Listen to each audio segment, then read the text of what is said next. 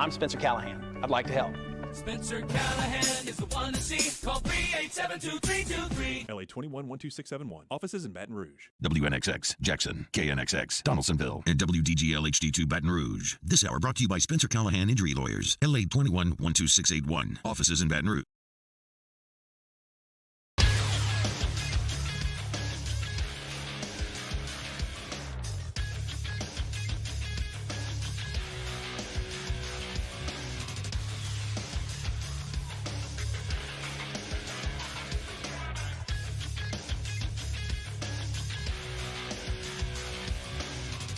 Good morning, everybody.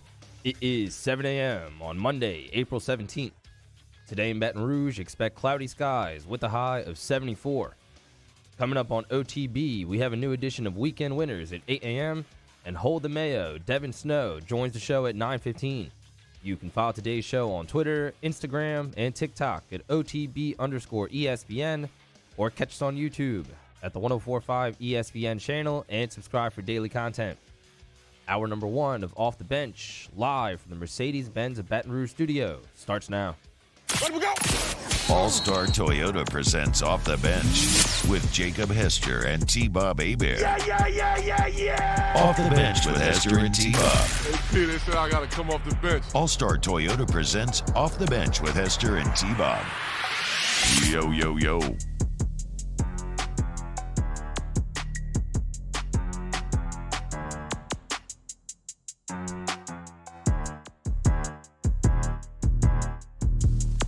Yo, what's going on, everyone? Welcome in OTB Monday, April 17, 2023.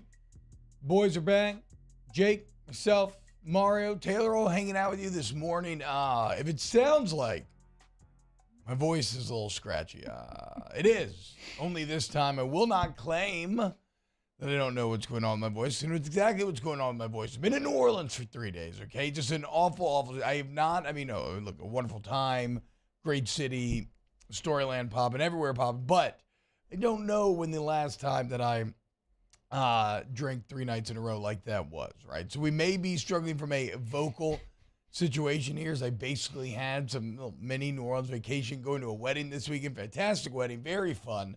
Congratulations to the happy couple. But you know what? Just because I don't have a voice doesn't mean that we can't do a show, because we can. There's a lot to get to today. We had another great LSU baseball series. You got the NBA playoffs popping out right now. It is officially spring game week. We can start talking about this football team as you'll be watching them coming up this weekend. You got Derek Carr being welcomed to New Orleans in the most New Orleans way possible. We got weekend winners. We got everything else. Boys, what's going on? How's everyone feeling? Jake, how was the 3-1-8? It was great. 3-1. Great, as I like to say far too often. But no, it was a great time.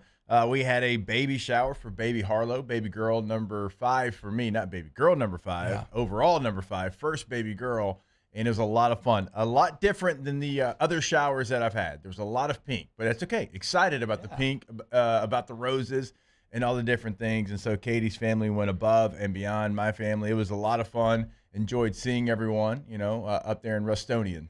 Hell yeah, man. That's awesome. All right. Look, let's just get right into it then. I think, look, if I'm thinking about today's show, I think the vast majority here in hour number one is going to be spent on baseball. But there's a lot of other good to break down. Shout out LSU Gymnastics finding a way to make the Final Four in a year where they really had no excuse making the Final Four, given the amount of injuries and everything else that they've dealt with. And, they come short of the ultimate national championship goal. Hang the banner. Still, a hell of a job by this gymnastics team. As far as baseball goes, Jake, it was a great weekend at the box. We're talking about before the show. Sometimes with these Thursday, Friday, Saturday series, I love them at first because it gives you so much to do on Friday. Yeah. But then by the time they happen, or by the time Monday rolls around, it feels like they happened forever ago. But it was a battle, man. And you knew it was going to be. This was the Kentucky Wildcat team that was ranked number 1 in RPI coming into the weekend. And, actually, I say you knew it was going to be. But game 1 might have given you a false sense of confidence, as you can see what this team can do when they have great starting pitching. And it's funny because from a runs perspective, it wasn't the best Skeens game. Now, he still struck out 13 and had some insane moments within it, right?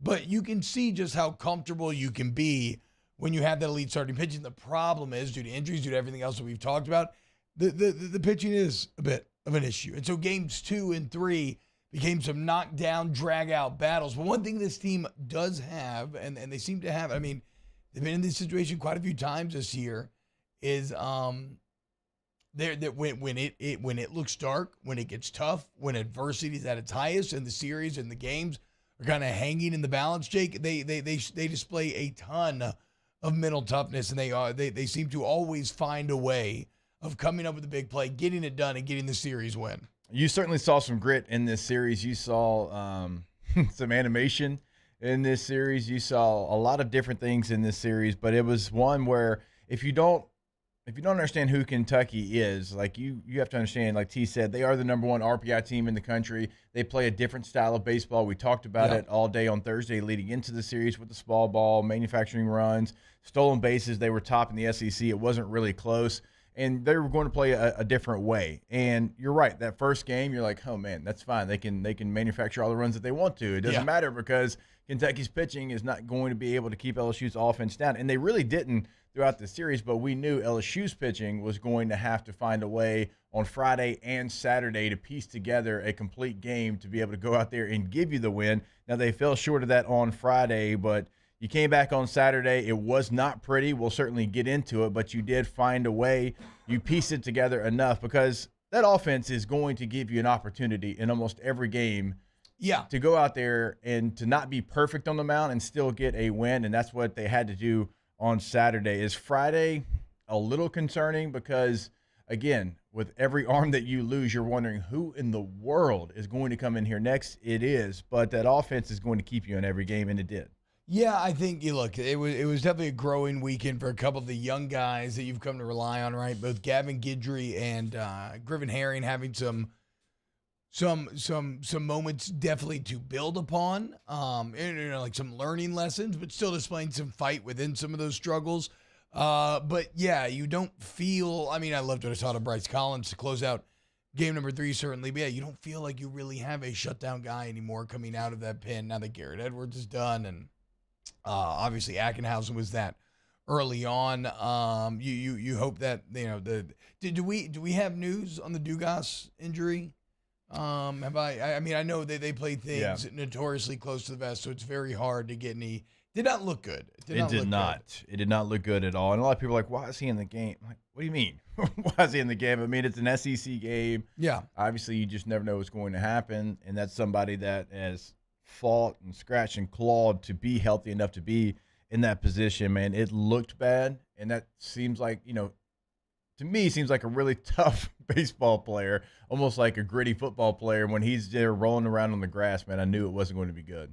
You know it's painful when you hurt your shoulder and you roll around on your shoulder that many times. Yeah. Because you were just in so much pain that you're not focused on it. Labrum? I've torn labrums twice. I did a labrum too, man. Let me tell you something. Shoulders. I've done knees and I've done like a shoulder's different.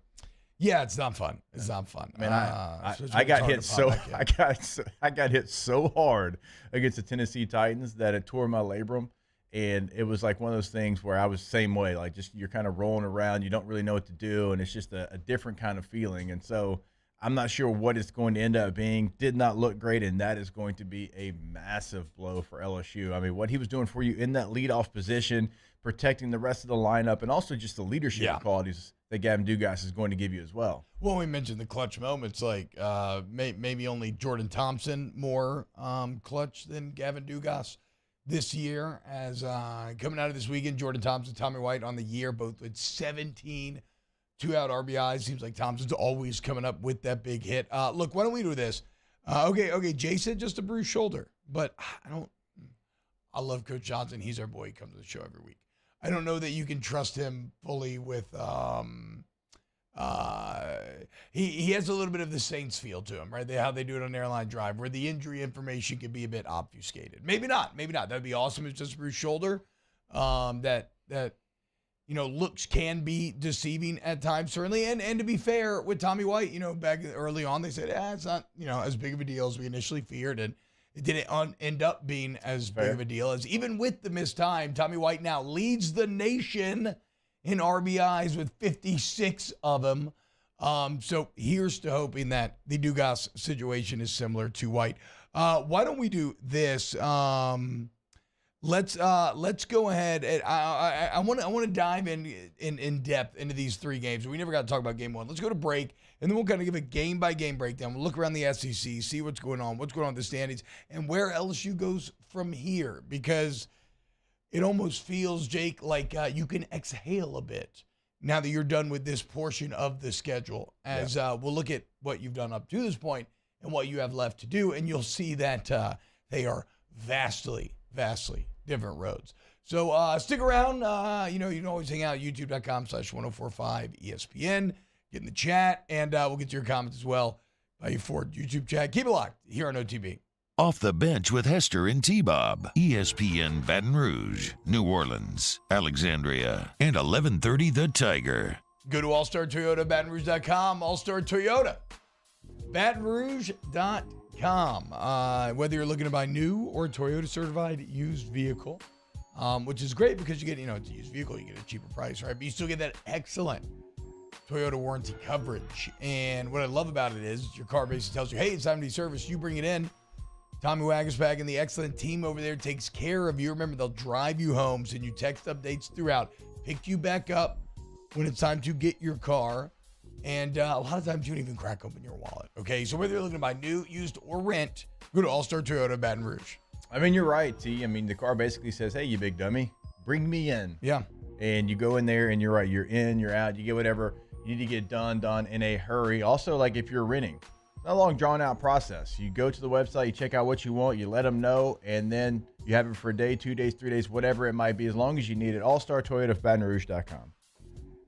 Our listeners fire off their opinions on the JimsFirearms.net hotline at 499-1045. Keep listening for your next chance to shoot us your thoughts with the JimsFirearms.net hotline on 1045 ESPN Baton Rouge.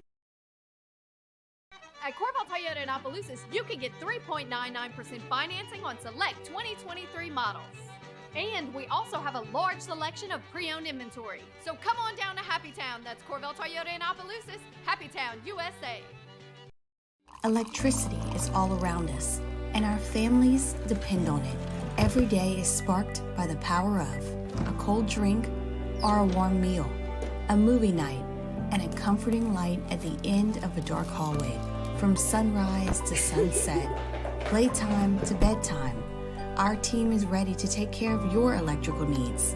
Even in the case of an after-hours emergency, the light in your life shines brighter with Mr. Electric. Gulf Coast Office Products is a nationally recognized Savin office equipment dealer based right here in Louisiana. Over 100 employees strong, Gulf Coast has the boots on the ground to support all vertical markets from education, engineering, legal, and finance. With the latest in office technology, from desktop to production segment units, Gulf Coast and Savin have the perfect fit for you. Call 225-756-2644. That's 756-2644 for Gulf Coast Office Products.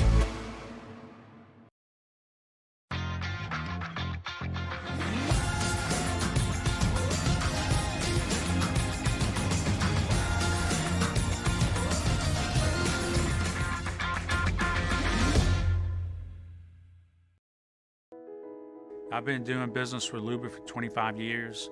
They're dependable, trustworthy. It's just the attention to detail with our clients.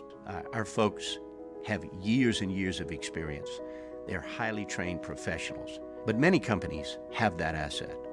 What I'd like to think makes Luba a bit different is that we use those talents in a way that truly is dedicated to serving the needs of the folks who depend on us. Hi, I'm Brandon Landry, founder and CEO of Walker. Hi, my name is Dr. Craig Green.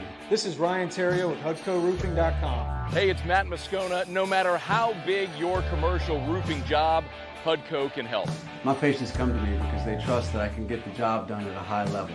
Ryan Terrio and Richard Tilley have the same level of trust when it comes to roofing. If you have a roofing issue, call Hudco Roofing. Give us a call, 364-1007, and we'll come to your house and give you a free inspection.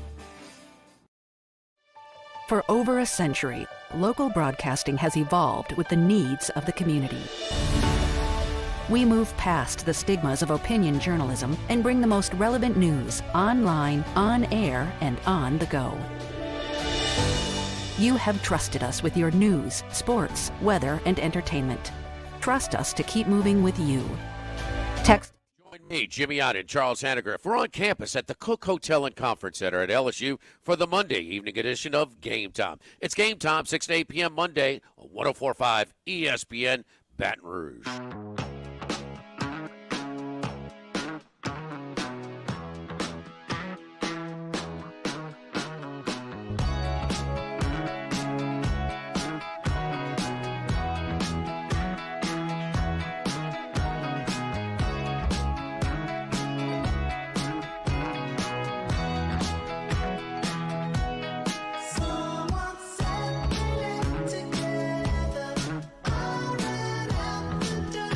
All-Star Toyota presents Off the Bench with Hester and T-Bob. ESPN Baton Rouge, New Orleans, Alexandria, and 1130 The Tiger. All right, here is what Jay Johnson had to say after the game on Gavin Dugas.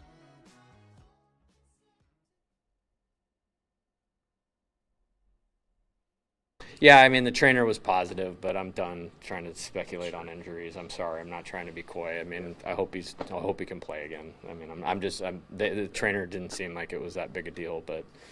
Is it a shoulder? Yeah.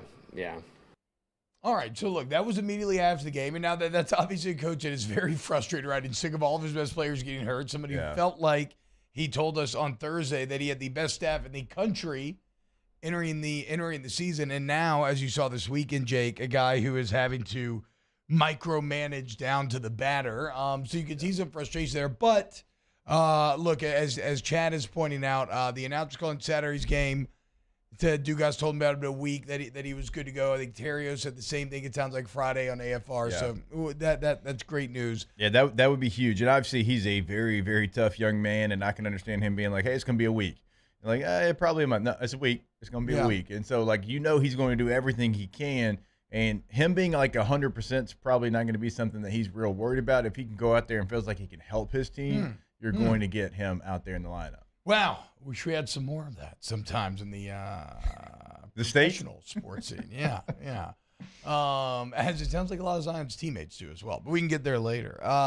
Game one, though. Let's go game by game here. Game one, I mean, look, just pure domination here. Like I said, like if this team can get solid pitching, you can have a lot more games like this. 110 pitches for Skeens, strikes out the side to end his day in the sixth. 13 more Ks. The fifth got a little wonky, and you could tell that I think Skeens was a bit upset as he comes back and dominates the sixth. But I mean, Skeens, whatever. Skeens is Skeens. He's awesome.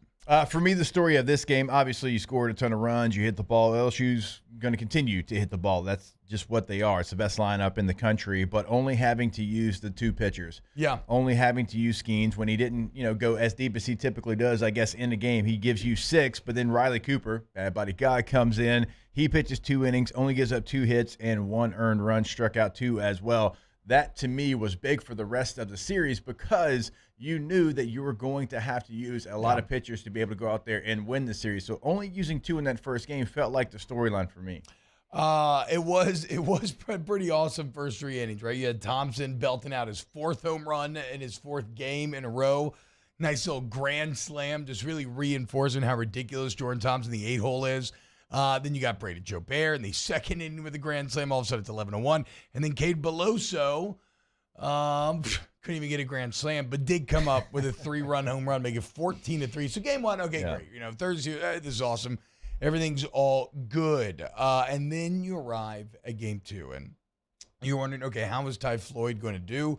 And look, Dylan Cruz, we talk about his bat so much. Right? He leads the nation right now with a .495 average. But he was remarkable in inning number 1. to help out Ty Floyd. And I know it doesn't end up paying huge dividends in this game as you end up losing this game, but this will help in the future, right? When you have a pitcher that is struggling with consistency, right? Where you're not exactly where you want him to be, giving him, not making it harder. As we'll see later in this game, that becomes kind of the thing that causes everything to unravel. But Cruz with the incredible catch against the wall, then guys on second and third, 2 outs, a diving catch to get out of the inning.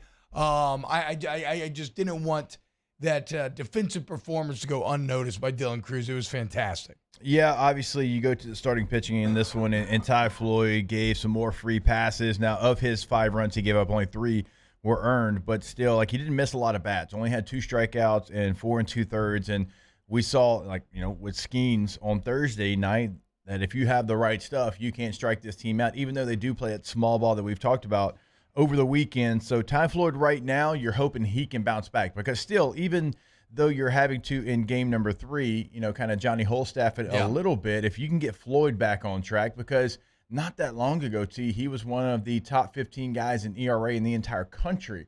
So it was there early in the season. You got to get that guy back on track, because if you have 2 frontline guys, then you're going to still feel good about it, even though you have all these other injuries in the bullpen. Yeah, I mean, there were just walks all over the place. It certainly affected Floyd, but I mean, over the weekend, just way too many free passes issued from LSU. And obviously, you had, of the 13 runs, you had 7 that were earned runs, and the Joe Bear play is one that completely changed the momentum and probably the way that game played out. It was one of the, it's hard to come back from that. I mean, not many times you see, obviously, that many runs score on one play when you have an error involved. Yeah, so in case you missed it, was it the bottom of the 6th or is it the 5th? It might have been the 5th. It was 5th or 6th. LSU's up 6-3, bases loaded, 2 outs. It was a 5th, yeah. Fly ball to Joe Bear, and he overruns it, tries to readjust, he misses it, right? So instead of getting out of the inning with no damage and a 3-run lead, the error clears the bases to suddenly tie it up at 6 apiece. Next batter, how this always goes, he gets a hit. All of a sudden, in a blink of an eye, it goes from 6-3, you're in full control of the game, to now 7-6. And 3 errors on the day for an LSU defense that has been absolutely fantastic.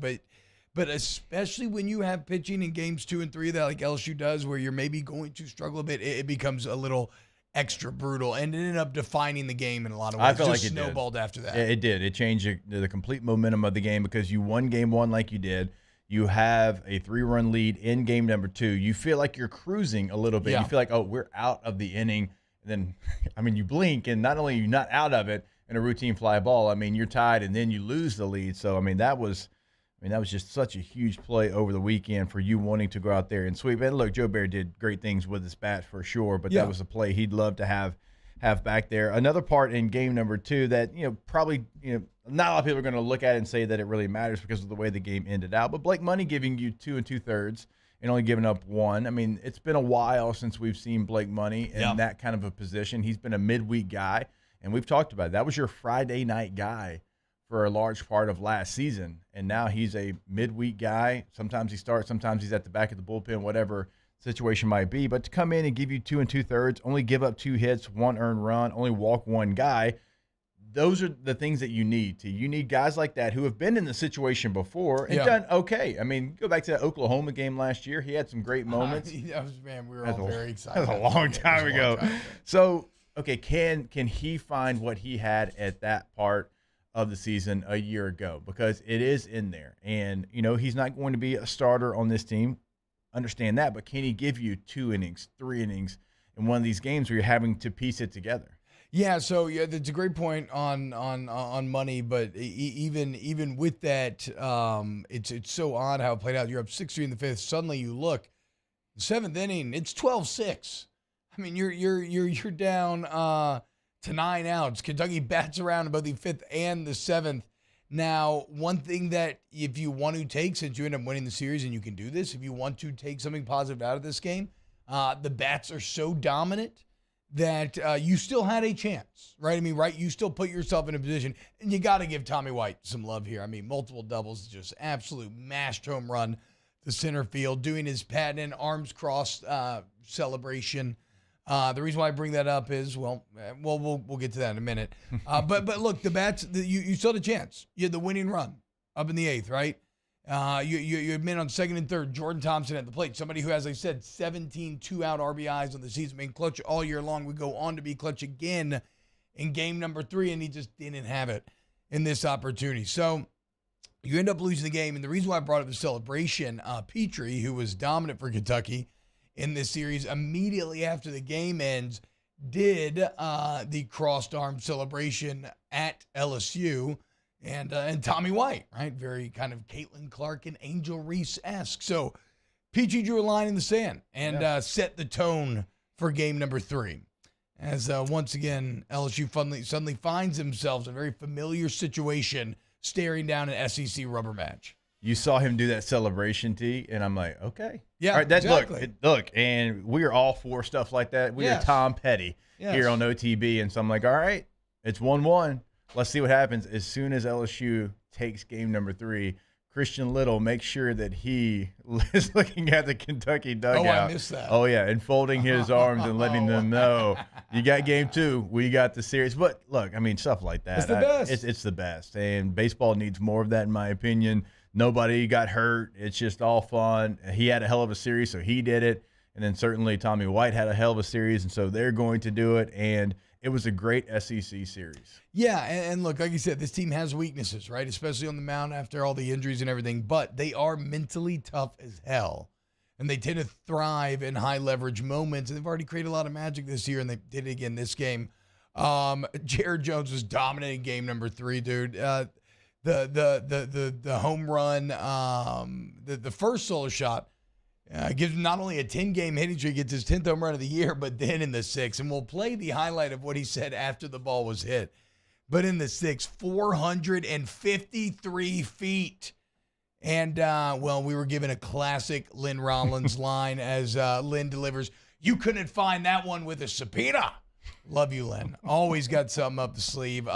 Christian Little was interesting here, Jake, because he was awesome through 3. I mean, hyper efficient, less than 30 pitches to get through 3 innings, and then it almost inexplicably fell apart in the 4th. I mean, 3 walks to load the bases just out of nowhere. It just feels like that's what he's going to give you. He's going to give you 3 innings. Yeah. You know what I'm saying? It feels like that's kind of sweet spot. And if you're going to have to go with the whole staff on game or 3 of a series, and Christian Little can give you those 3 innings, compared to where you were a year ago, and I know you're like, well, this isn't the same team. It's the number 1 team in the country. I do understand that. But with the injuries that you have, if you can get 3 very solid innings out of Christian Little, and then you can find, okay, how are we going to piece this together, and you feel comfortable about maybe 2 guys that come after that. You're never going to feel comfortable about 4 or 5 guys that come after that, but if you feel comfortable in who that can be, Gavin Guidry got the first opportunity, not his best. He walked 3 guys in an inning, and what was he? I think he was an inning and 2/3. Yeah, he came in. He had the wild pitch that brought a run home. Then he walks the bases full again. Then he gets the K, and he gets big outs. Yeah. So, like I said, these are young cats who definitely struggled, but since you got the series win, I'm okay with playing the mental game of I don't wholly hate those struggles, right? Because if you're going to be successful in the SEC and in the big moments that you're going to need Griffin Herring and Gavin Guidry in, they have to know what it's like to get punched in the mouth, right? And be a bit bloody and have to fight through it. And, I thought he, at least in that first inning, mitigating the damage, only giving up 1. But, it wasn't maybe what you were hoping for from Guidry overall. Yeah, and still, look, very young baseball player who has come in and done it before, so he's still going to get opportunities to do so. He feels like somebody that Jay trusts, and that's why you bring him right in after Christian Little gets into trouble. So he's going to have more moments. I fully expect him to be able to go in there. I love his mentality. So certainly not giving up on Gavin Guidry. He'll have other opportunities to come kind of close the door, even if he does inherit some base runners. The one thing, and we'll get to Bryce Collins because that was a lot of good. Yes. The one thing that still is Thatcher Hurd. Yeah. That is somebody that has high expectations, and we've seen it. Now, there's probably, if we're being honest with ourselves, T, there's probably been more bad than good with Thatcher Hurd, certainly. No, but, for sure. it's in there. There's a skill set. There's a talent, but you've tried him now in a couple of different situations, and it just has not worked out for him.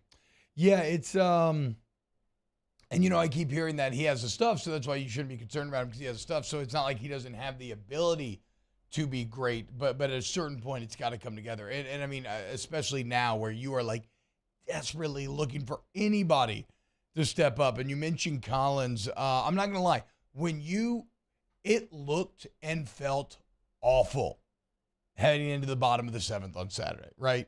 I mean, at that point, your bullpen feels pretty hapless. You had just watched that 6-3 lead completely disappear the day before and become 12-6 out of nowhere. Now you're down 6-4. You're down to 9 outs. You have no reason to think they're not going to score more.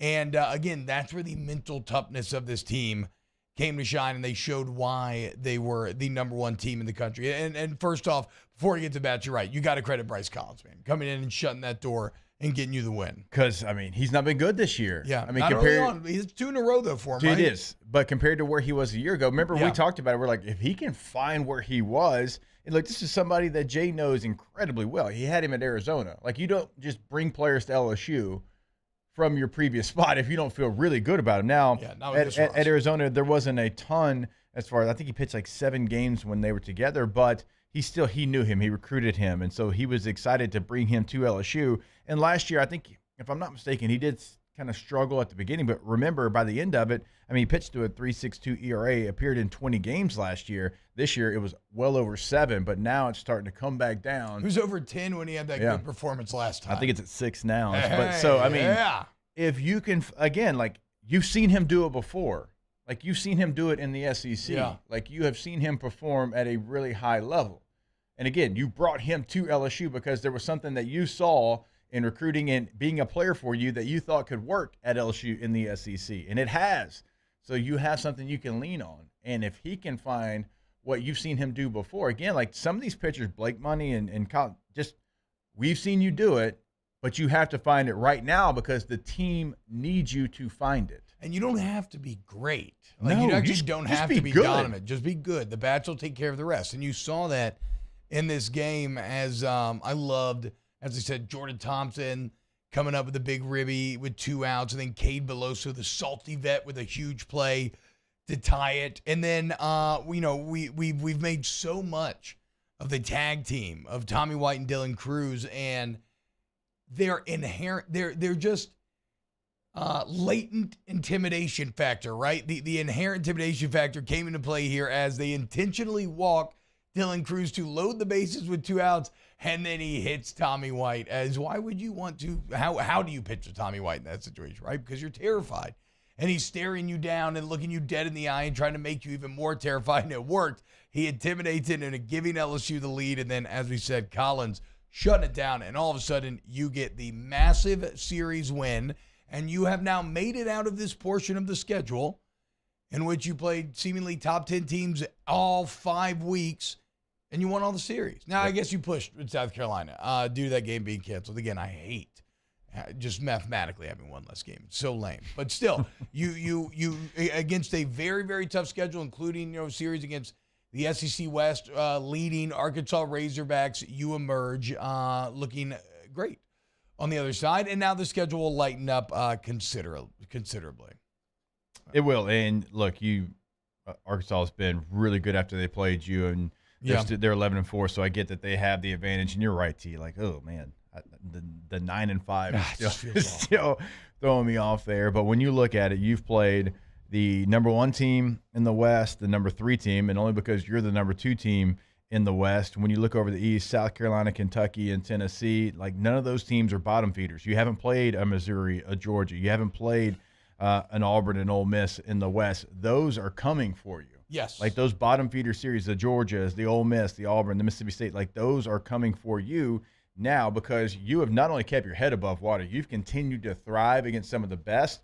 Like, here's where you feast. You cannot rest on what you've done so far. Now, this team, when you watch them, they don't have a mentality to do so. Like, I think they're going to take full advantage of the opportunity that they have in these upcoming series. But it's been really impressive because I'm not taking anything away because I truly think you have 5 elite teams in the SEC with Vandy, Florida, South Carolina, Arkansas, and LSU. And when you've played who you've played so far, for LSU to be still right there towards the top, because they're going to make up some ground here. Yes. Coming up. Well, I mean, it has been very successful to this point. Remember, coming into this weekend, LSU was the only team in the SEC with a winning record whose opponents also had a winning record. Now, add 10-5 Kentucky to that winning record. So it gets even more impressive, right? We'll get into what they got coming up next here on OTB. Off the Bench with Hester and T-Bob. In times of need, get a full list of phone numbers, websites, and other important emergency information on the Demco Stormwatch page at 1045ESPN.com.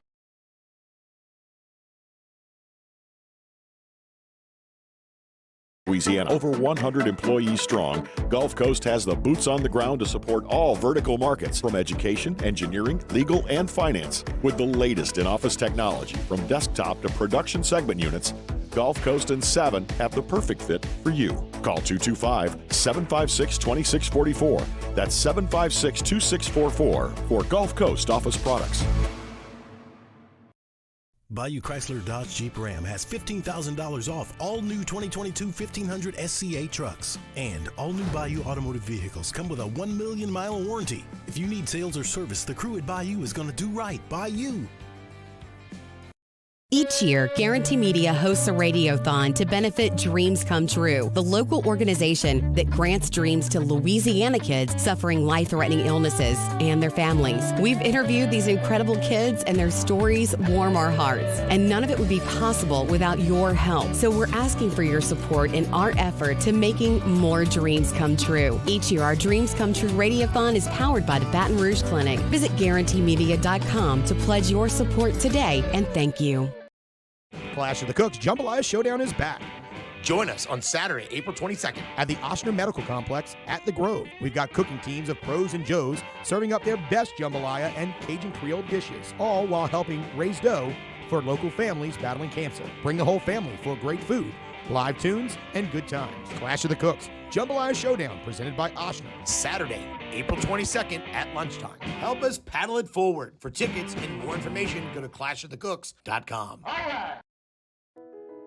I've been doing business with Luba for 25 years. They're dependable, trustworthy. It's just the attention to detail with our clients. Our folks have years and years of experience. They're highly trained professionals. But many companies have that asset. What I'd like to think makes Luba a bit different is that we use those talents in a way that truly is dedicated to serving the needs of the folks who depend on us. Hi, I'm Brandon Landry, founder and CEO of Walker. Hi, my name is Dr. Craig Green. This is Ryan Terrio with HUDCORoofing.com. Hey, it's Matt Moscona. No matter how big your commercial roofing job, HUDCO can help. My patients come to me because they trust that I can get the job done at a high level. Ryan Terrio and Richard Tilley have the same level of trust when it comes to roofing. If you have a roofing issue, call HUDCO Roofing. Give us a call, 364-1007, and we'll come to your house and give you a free inspection. Follow us on Twitter at 1045ESPN to cast your vote in the Citizens Bank and Trust poll of the day. Vote daily inside Off the Bench, anytime. Hunt Palmer. And after further review, Citizens Bank and Trust brings you the poll of the day via Twitter at 1045ESPN.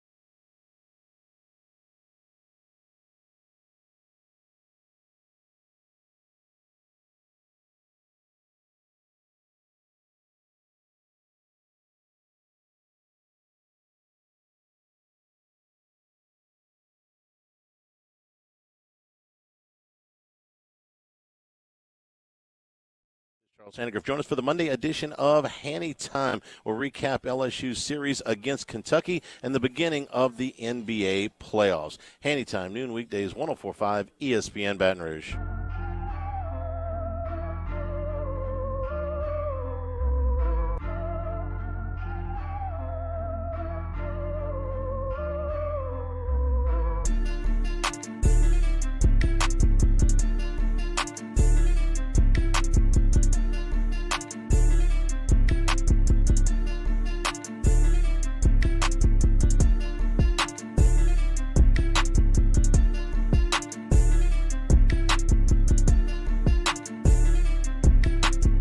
All-Star Toyota presents Off the Bench with Esther and T-Bob. ESPN Baton Rouge, New Orleans, Alexandria, and 1130 The Tiger. Yo, what up, y'all? Welcome back, OTB. Been talking a lot of baseball here to kick things off, recapping the big series win over Kentucky. As things stand in the West right now, Arkansas first place at 11-4. They swept Tennessee this weekend. Tennessee now falling to 5-10. I was going to ask you about that. Year. I know you hate that. I know that really upsets you. I hate it. It really upsets you. I tried to tell them. Tried to tell the Volunteers.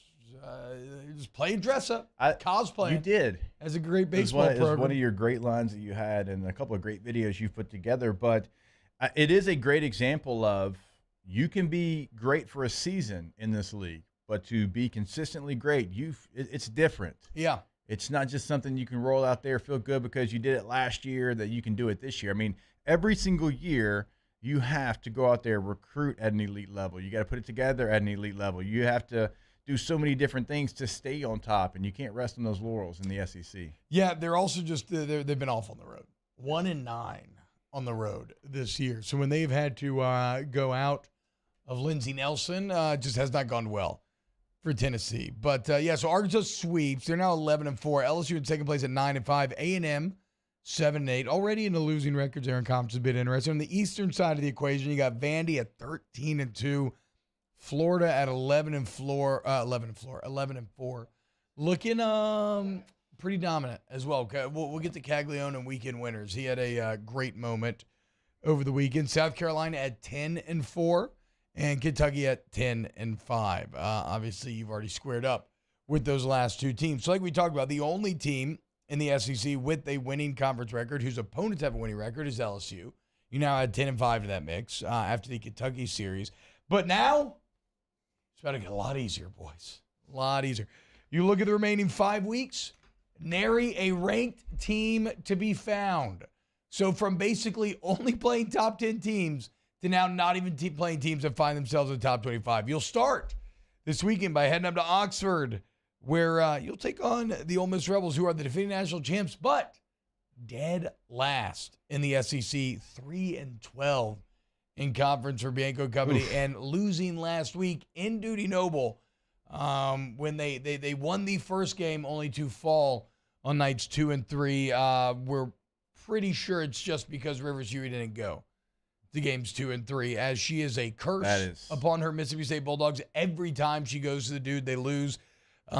She went on Friday, they lost, made a last-second decision not to go Saturday. Well, of course, the Bulldogs win, and then drives home on Sunday, and, Bulldogs win. It's crazy. I mean, it's no longer like a bit. No. It's factual. It's factual. It's wild. It is funny because talking to her about it, she says that nobody's excited to see her anymore. None of her friends, none of her extended family. It's not even like a kindly leave situation at this point. Yeah, when she shows up at the ballpark, they're all like, "You can't be here. You got to get the hell out of here."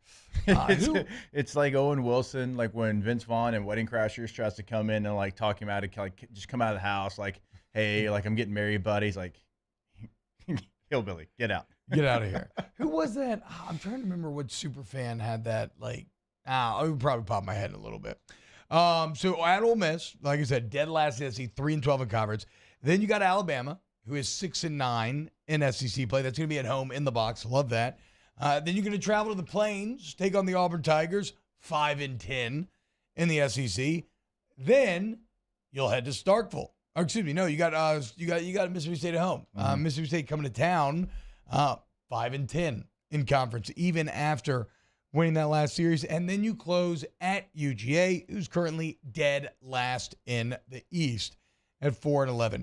So you get dead last in the SEC, dead last in the East, and then every other team has a losing record, and with 6-9 being the best conference record remaining, LSU should stack wins in this latter half of the year. They should, and this is your opportunity. This is your opportunity to feast, for you to secure up, right? Hosting throughout, like you have that, like you did everything that you had to do to be able to put yourself in this position. Now that you have to take advantage. I mean, not only the games that you're talking about, T, but like you get some of those even at home. Like even if it was like a tough, like obviously like going to Starkville, like it's a tough place to play. Like you get that one at home. And so, like, you have some real advantages here, and it starts coming up here. You have to keep the foot on the pedal. And we talk to Jay every week. We've talked to Jay out, off the air. Like, we know his mentality. He is going to be preaching that over and over again. Yes. And also, like, you have now, look, can Ole Miss, show up and beat you? Yeah, they can. They've got Jimmys and Joes. It hasn't come together for them. But I say that to say this. You can now continue to try to find some arms that you trust in a series like this. Like, you might have some leads where you can do that if you're taking care of what you're supposed to take care of, which, again, is going to help you pay dividends like down the road. You need, what, 2 arms maybe that you weren't expecting or that you've seen before that can come back so you can start to feel better about it. Yeah, I agree. Coleman, whenever he eventually does return, will be massive. It's going to be in short stints for him, but still, like, just having him there, like, we've seen him and what he's capable of. Yeah. Like, it's not going to be long outings, certainly, coming back in as quickly as he's come back. Would think with midweek games and with these SEC series that hopefully you should be dealing with bigger leads in that, like, yeah, you can try some things out, experiment a little bit. You can start him easy, work him up as you see fit, as the medical team sees fit. What I want to avoid is a repeat of what happened with A&M in football, right? Ole Miss is also one of your big rivals, right? Your most traditional rival, many would argue. They are having an incredibly disappointing season. Do not give them anything to be excited about like you did the Texas A&M Aggies. Step in their throat, drop them to 3-15. That would be awesome. And it's going to start in Oxford this weekend. So, look, that'll pretty much do it for the baseball talk today. We'll get some more in weekend winners. But, look, we got spring game coming up. We'll start to break that down. Keep it locked here on Off the Bench. Off the Bench with Hester and T-Bob. Go to Donaldson Glass and Body. Donaldson Glass and Body is your one-stop car shop. Look, and that could be for anything. So, like, let's say you're finally not paying a car note anymore, right? That's a great feeling. But as your car's getting older, you want to make sure that you can not pay a car note for as long as possible. And Donaldson Glass and Body can help extend the life of your vehicle as long as possible. Go to dgbauto.com. Get with Kenny Frederick right there in the text line. Set up a time, whatever you need to get your situation solved. And remember, 24/7 emergency towing available from your friends at Donaldson Glass and Body. Since 1977.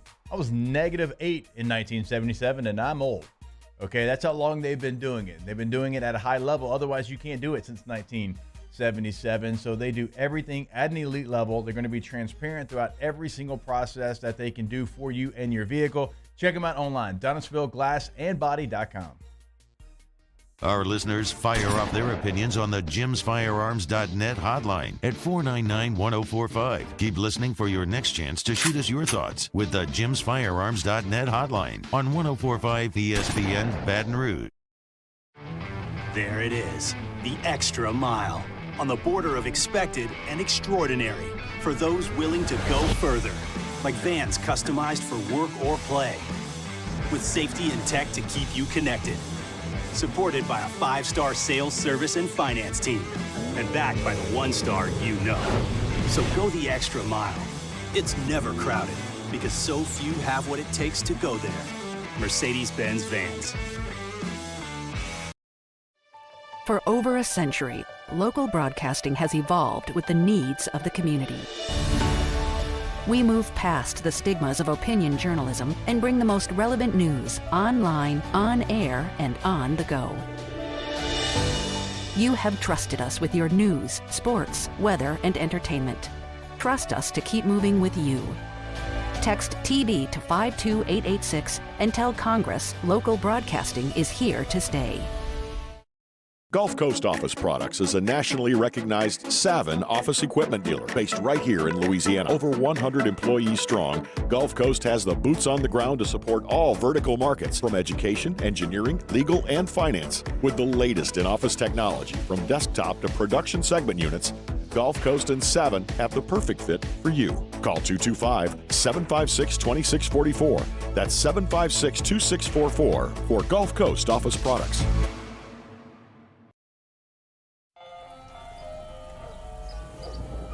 Hey there, little buddy. What's the matter? What's the matter? My windows, siding, and my door. That's what's the matter. Relief Windows can fix all of that. I got you. Pop, pop. What's up? Oh my gosh, look! Curb appeal. That's a good-looking neighborhood. ReliefWindows.com. Hey, what's up, y'all? It's that time again. It's heating up. Your boat's getting ready to come out and spend all summer on the water. It's time to take your boat to the next level with front-to-back boat service, where if you want an incredible custom speaker install, it's going to blow people away in the water, that's there for you. You want an HD sonar where you can see the fish under the water before you cast, beat all your friends, that's there for you at front-to-back boat service. So don't put it off. We got the parts in right now. Get them now before they go back on back order. Front-to-back boat service. Clash of the Cooks Jambalaya Showdown is back. Join us on Saturday, April 22nd. At the Ochsner Medical Complex at The Grove. We've got cooking teams of pros and joes serving up their best jambalaya and Cajun Creole dishes, all while helping raise dough for local families battling cancer. Bring the whole family for great food, live tunes, and good times. Clash of the Cooks Jambalaya Showdown presented by Ochsner. Saturday, April 22nd at lunchtime. Help us tune into the Hunt Palmer Show on Monday. Hunt will be back in the host chair. He'll recap LSU baseball, and I'm sure that he'll give us an update and recap on his trip to L.A. It's the Hunt Palmer Show, 1 to 3 weekdays, 104.5 ESPN Baton Rouge.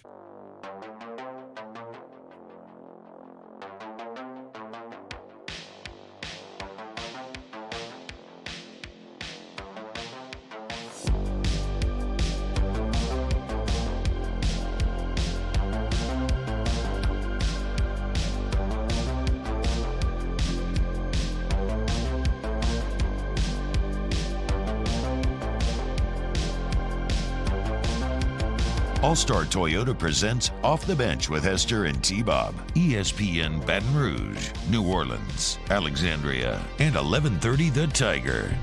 So we were talking about Hunt Palmer's trip to L.A. over the break, and y'all were talking about Dodger dogs. Have all of you had Dodger dogs? Yes. I have. Have you, Taylor? I never have, no. I never have either.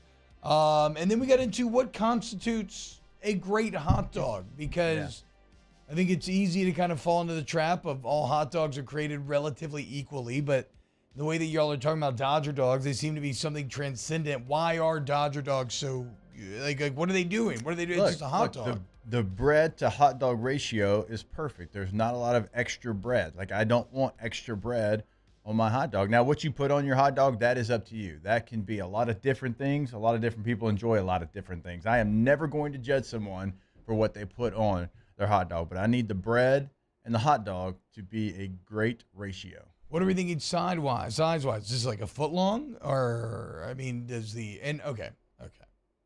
Let's be painfully clear about this. There is no way that people are not going to accuse me of making a bit of a juvenile joke here, right? And granted, I get it, okay? Yeah. That's my brand. I get it. It is. Okay? It is. Like, you lie in the bed that you make. But I am not trying to do that here. I mean this sincerely. When it comes to a hot dog, what is more important? The length or the width of the hot dog? Do not take it any way other than actually eating a hot dog. Right. That is hey, all look, we we're were talking here. about. We're adults. All we were talking, because that is a legitimate question. It is. Like, you can tell me foot long, but if it's a skinny foot long, I'm not into it. I'm not into it. It's got to be width. Exactly. It is the thickness. I am with you. But it's very important to the line. You can't have like a too fat of a wiener, you know? Well, I mean, I don't think I've ever come across like a chode dog, right? That would be that. That'd be a red alarm. I would look at the person sideways if they sold me like a 4-inch hot dog that had like a 3-inch diameter. I'm like, come on, dude, what's going on here? Yeah, those cocktail weenies. This is just a ball of cocktail meat weenies at this point. Answer is with though. Yeah, for sure. A thicker dog is superior. Certainly, if the skin, you want that crisp, right? That Chef Johnson's always talking about. Yeah. Do the Dodger dogs have that? When you bite in, it's got a little bit of that rip, that little crunch. Yeah, they do. Ooh. At least my experience. That's been, 6 years ago since the last time I had one, probably. Did y'all grow up eating red hot dog wieners? Yes. Like we did. That was Okay. All right. a Paula Hebert, my granny Nice. special. Nice. Yeah. Used to love them red weenies. I thought that was because we didn't have a lot of money, but you had a lot of money, so feel better about it. Them things were tasty as hell. Yeah, they were. No, I think you're right on the bun. I think on the bun, and you mentioned conforming. I think it's a moisture thing, right? Yeah, it is. Because a too dry bun becomes crumbly. Yeah. It's hard. Crumbly hot dog just bun. completely ruins Trash. the experience. I agree. In fact, you can have the perfect length and width hot dog, but if you have the wrong buns in which to insert it, it's going to ruin the entire experience. Yeah. You can't wrap it too long. Don't Sure, worry. No, that was juvenile. We're actually like agreeing.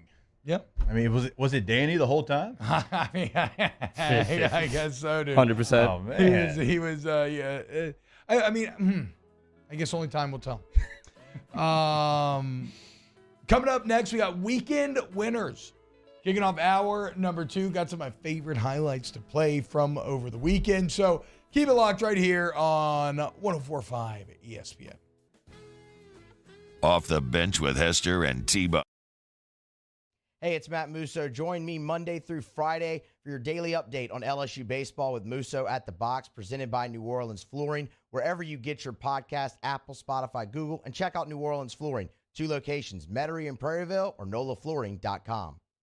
Hello, Samantha, dear, I hope you're feeling fine. And it won't be long until I'm with you all the time. But until then, I spend my money up right down on my last dime. Come on, live Baton Rouge.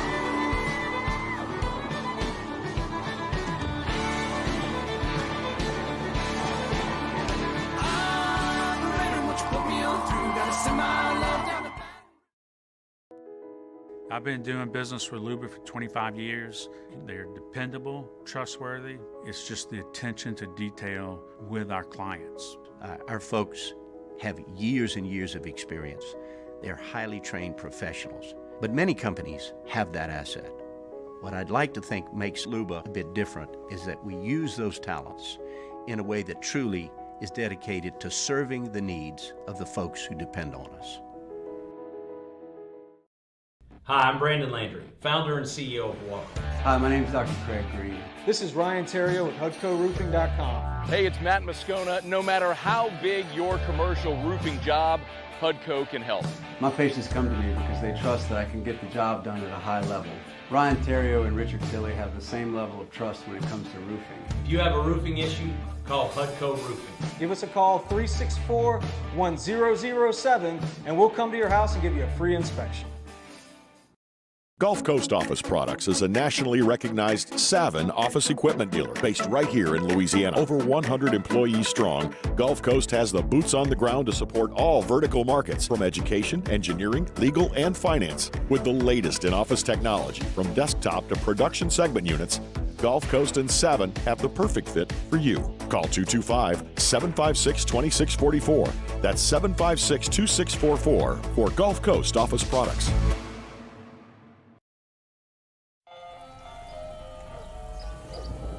Hey there, little buddy. What's the matter? What's the matter? My windows, siding, and my door. That's what's the matter. Relief Windows can fix all of that. I got you. Pop, pop. What's up? Oh my gosh, look! Curb appeal. That's a good-looking neighborhood. ReliefWindows.com.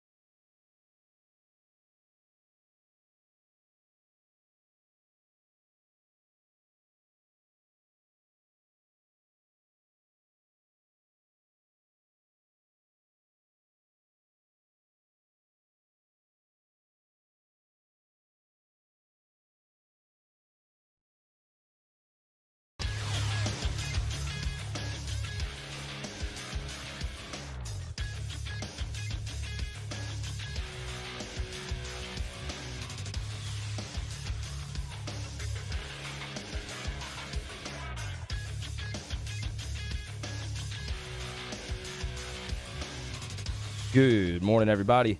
It is 8 a.m. on Monday, April 17th. Today in Baton Rouge, expect cloudy skies with a high of 74. Coming up on OTB, we have a new edition of Weekend Winners coming up next, and Hold the Mayo, Devin Snow, joins the show at 9:15. You can follow today's show on Twitter, Instagram, and TikTok at OTB_ESPN, or catch us on YouTube at the 104.5 ESPN channel and subscribe for daily content. Hour number 2 of Off the Bench, live from the Mercedes-Benz of Baton Rouge studio, starts now. Let we go! All-Star Toyota presents Off the Bench with Jacob Hester and T-Bob Hebert. Yeah. Off the Bench with Hester and T-Bob. Hey, they said I got to come off the bench. All-Star Toyota presents Off the Bench with Hester and T-Bob. Yo, yo, yo.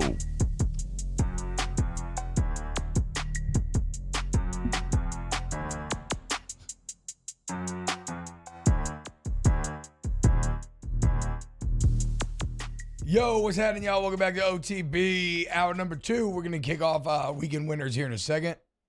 Trey Truitt says, Dodger dogs are the worst.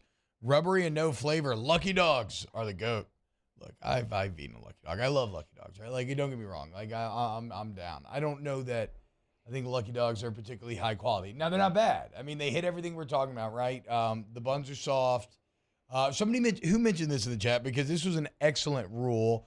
I wish I could find it here. So I could, okay, I'll give them credit if I manage to find it again. But they said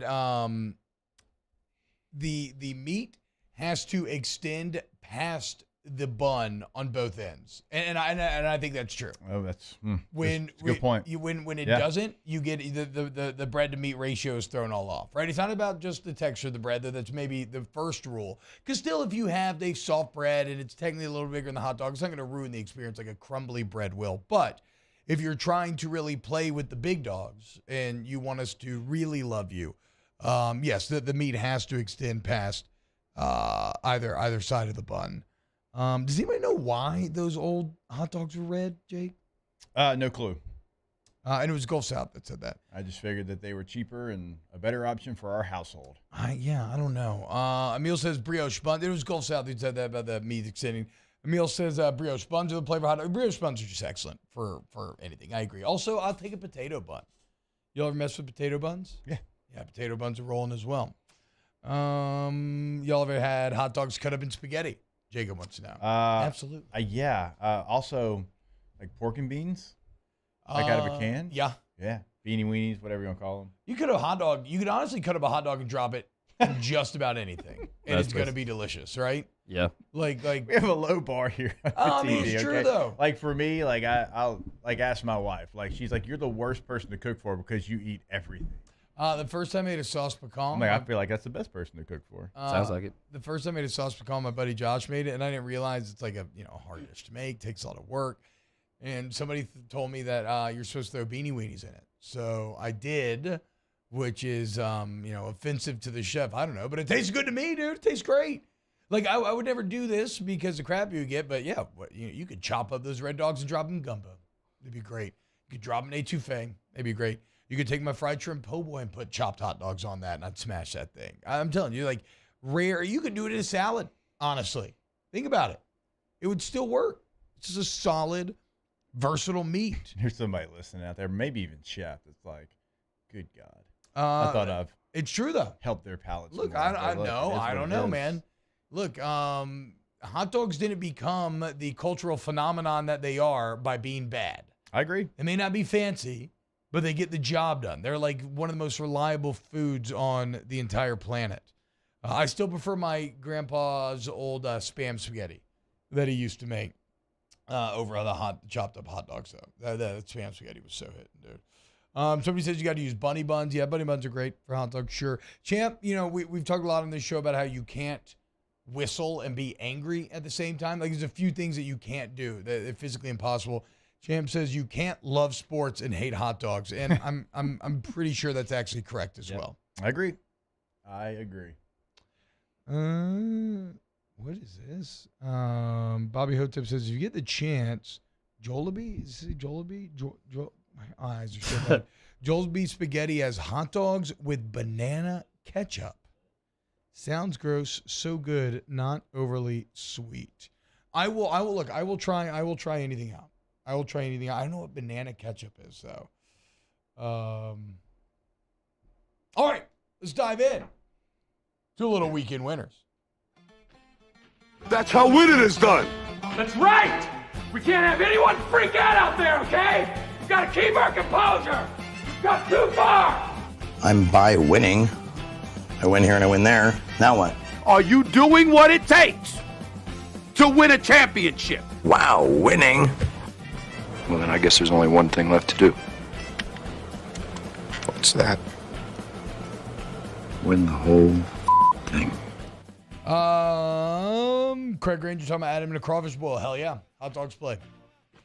Emil says, are we putting bratwurst in this conversation? I love brats. Brats are great. They are not a hot dog, though. They are not a hot dog. You can eat them like a hot dog. Put them on a bun. Put on whatever you want. Be delicious. Absolutely. But they are not a hot dog. All right. My first weekend winner. Let's start with Jack Caglione. The man for the Florida Gators that has been tearing through college baseball, smashing home runs. Jake, I know that you hate a ref show. Well, in the 8th inning of Florida's game, in the top of the 8th, their pitcher comes up with a big strikeout, right? He's fired up. He flexes at the opponent's dugout. Right. Says, let's go. Gets tossed by the For a let's go? For flexing, let's go. Like, I don't know. Like, maybe I'm missing some context. There is nothing from the audiovisual evidence that I've seen that is in any way, like, over the top or offensive. So, like, maybe he did it at the ump. Maybe the ump, he said something that I didn't hear. But this is all you, like, see him do. He gets tossed. So then what does Jack Caglione do in the bottom of the 8th? He hits a grand slam to make it, I think, like 11-3, basically secure the win. And this is how Caglione chose to celebrate it. 21 here this afternoon. I love that. Oh, he's 21 here for this those listening on the afternoon. radio, Caglione, just as he's crossing home, slows down to a walk. He has a rigidly straight back, and he's refusing to smile or give emphatic high fives to any of his teammates. Just walking like he's on a little stroll through the park, dead set, going back to the dugout. No celebration, sir.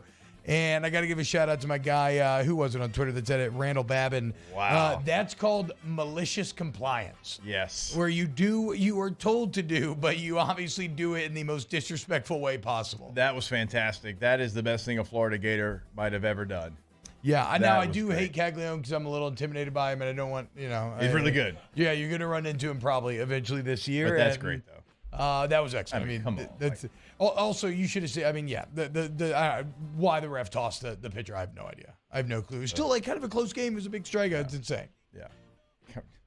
Let's don't even go there. Let's don't go there to baseball umpires. My first weekend winner, so Virginia tailback Mike Hollins, who used to be U-High tailback Mike Hollins, who survived a gunshot wound in his stomach, if you remember, a November shooting attack that actually killed 3 of his teammates tragically.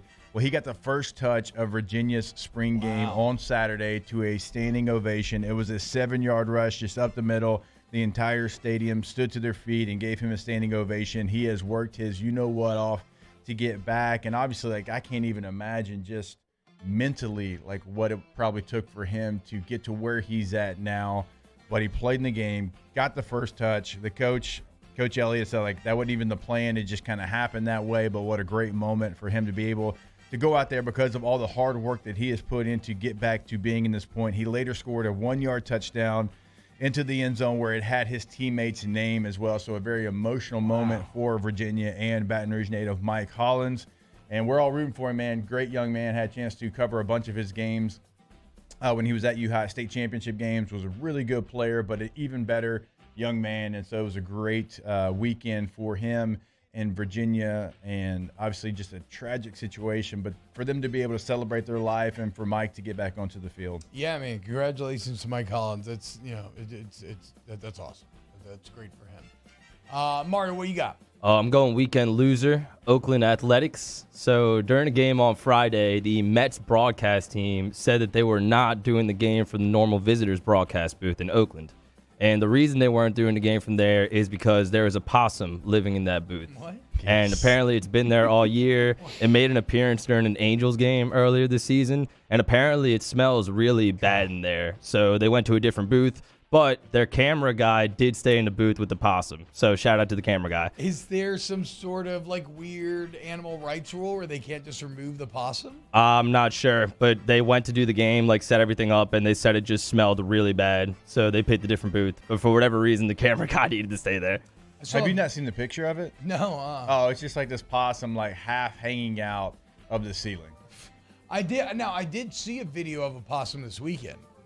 But what are we doing though? Like, I don't know. MLB. Is it an animal rights? MLB. That stadium, and this is someone who played in Qualcomm. It's a stadium that needs to be bulldozed. It is awful. It's like the area around it's not great. It's just all around bad. It is not like, everything around it. Like, there's nothing there. Bulldoze that thing.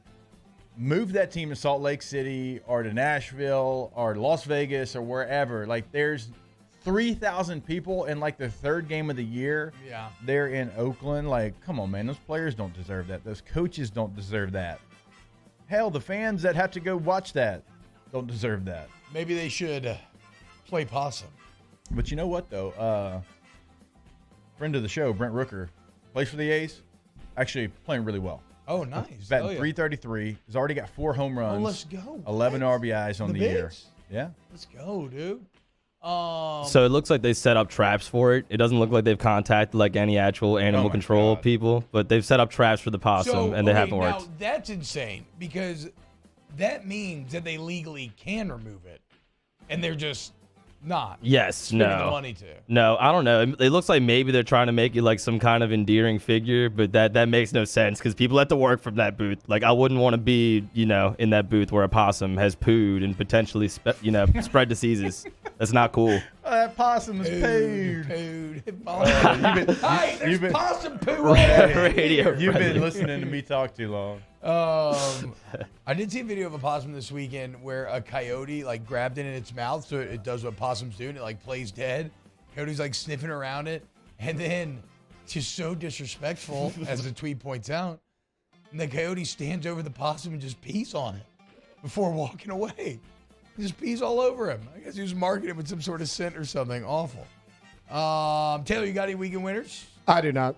Coming up next, I got the Jared Jones 6th inning home run against Kentucky. You can play the video here. I guess we actually don't need sound for this. Play the video because Jared Jones, it was his second home run of the day. It was 453 feet, an absolute no-doubter. The pitcher got out to an early, the early 0-2 hole. Jones fell into. The pitcher calls time. Jared Jones basically thought he was being toyed with a little bit. He tries to get a fastball by him. Jones smashes it. And you can go ahead and play the video. And here you can see what Jones says. Our Savoie pointing out. Okay, back it up again because I can't see exactly. Now, I think Savoie on Twitter had it right. I think, watch, he says, find your passion. Find yours. And I think it's just a hell of a message for him to be sending to the pitcher there. Shout out Sharif Ishak for that video. Obviously, it's not what he said, but it was awesome. That's not? Like, again, we love taunting. We love trash talk. And I wish I knew the feeling of hitting a home run so badass that you knew the millisecond you hit it, it was gone. That's true. And you could immediately start flexing. Because I never even hit a home run out of the park. And even if I had, it would have been one of those where I was like kind of nervously running before it went over. No. He was walking the bases, letting him know. Shout out Al Savoie for the lip reading. That's great. Now all I can see is a young T-Bob like hitting a tank, but just running as fast as he can. Which is not very fast, to be clear. No, but still like running as fast as you could. My parents to used see if you could get to second. It's like, that went over the fence about 30 feet. My parents used to like clown me so bad because I thought I was so fast, and I was just painfully slow trying to round the bases. My chubby little legs just running away. What you got, Jake? Weekend winner. Where was it? Oh, Georgia got a new mascot. Boom. A new dog there, and they named him Boom. Here comes the Boom. I meant to put this in the document, forgot to, but look, go check out the video. Who doesn't love Uga? But who doesn't love bulldogs? You hate Uga? Yeah, I hate Uga. He's Like, a I don't- bum. He's like- an inbred weirdo. Georgia if could Uga be a was bum. If Uga was a human, he'd have like funky teeth. He'd have that Habsburg chin. He'd kidding? have a Look at that. droopy eye. Nah, he's a T-Bob, look at that. inbred weirdo. I don't know, man. I mean, I thought Boom was a great name for it as well. More like boo.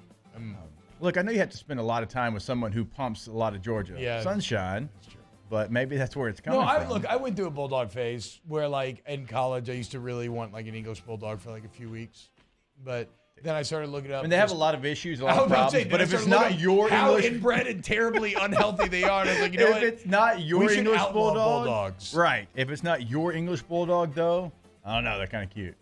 I agree with Champ. It should be in the rules that if someone goes over 453, they could say whatever they want. Talking about Jared Jones. Also, look, credit to the ump, okay?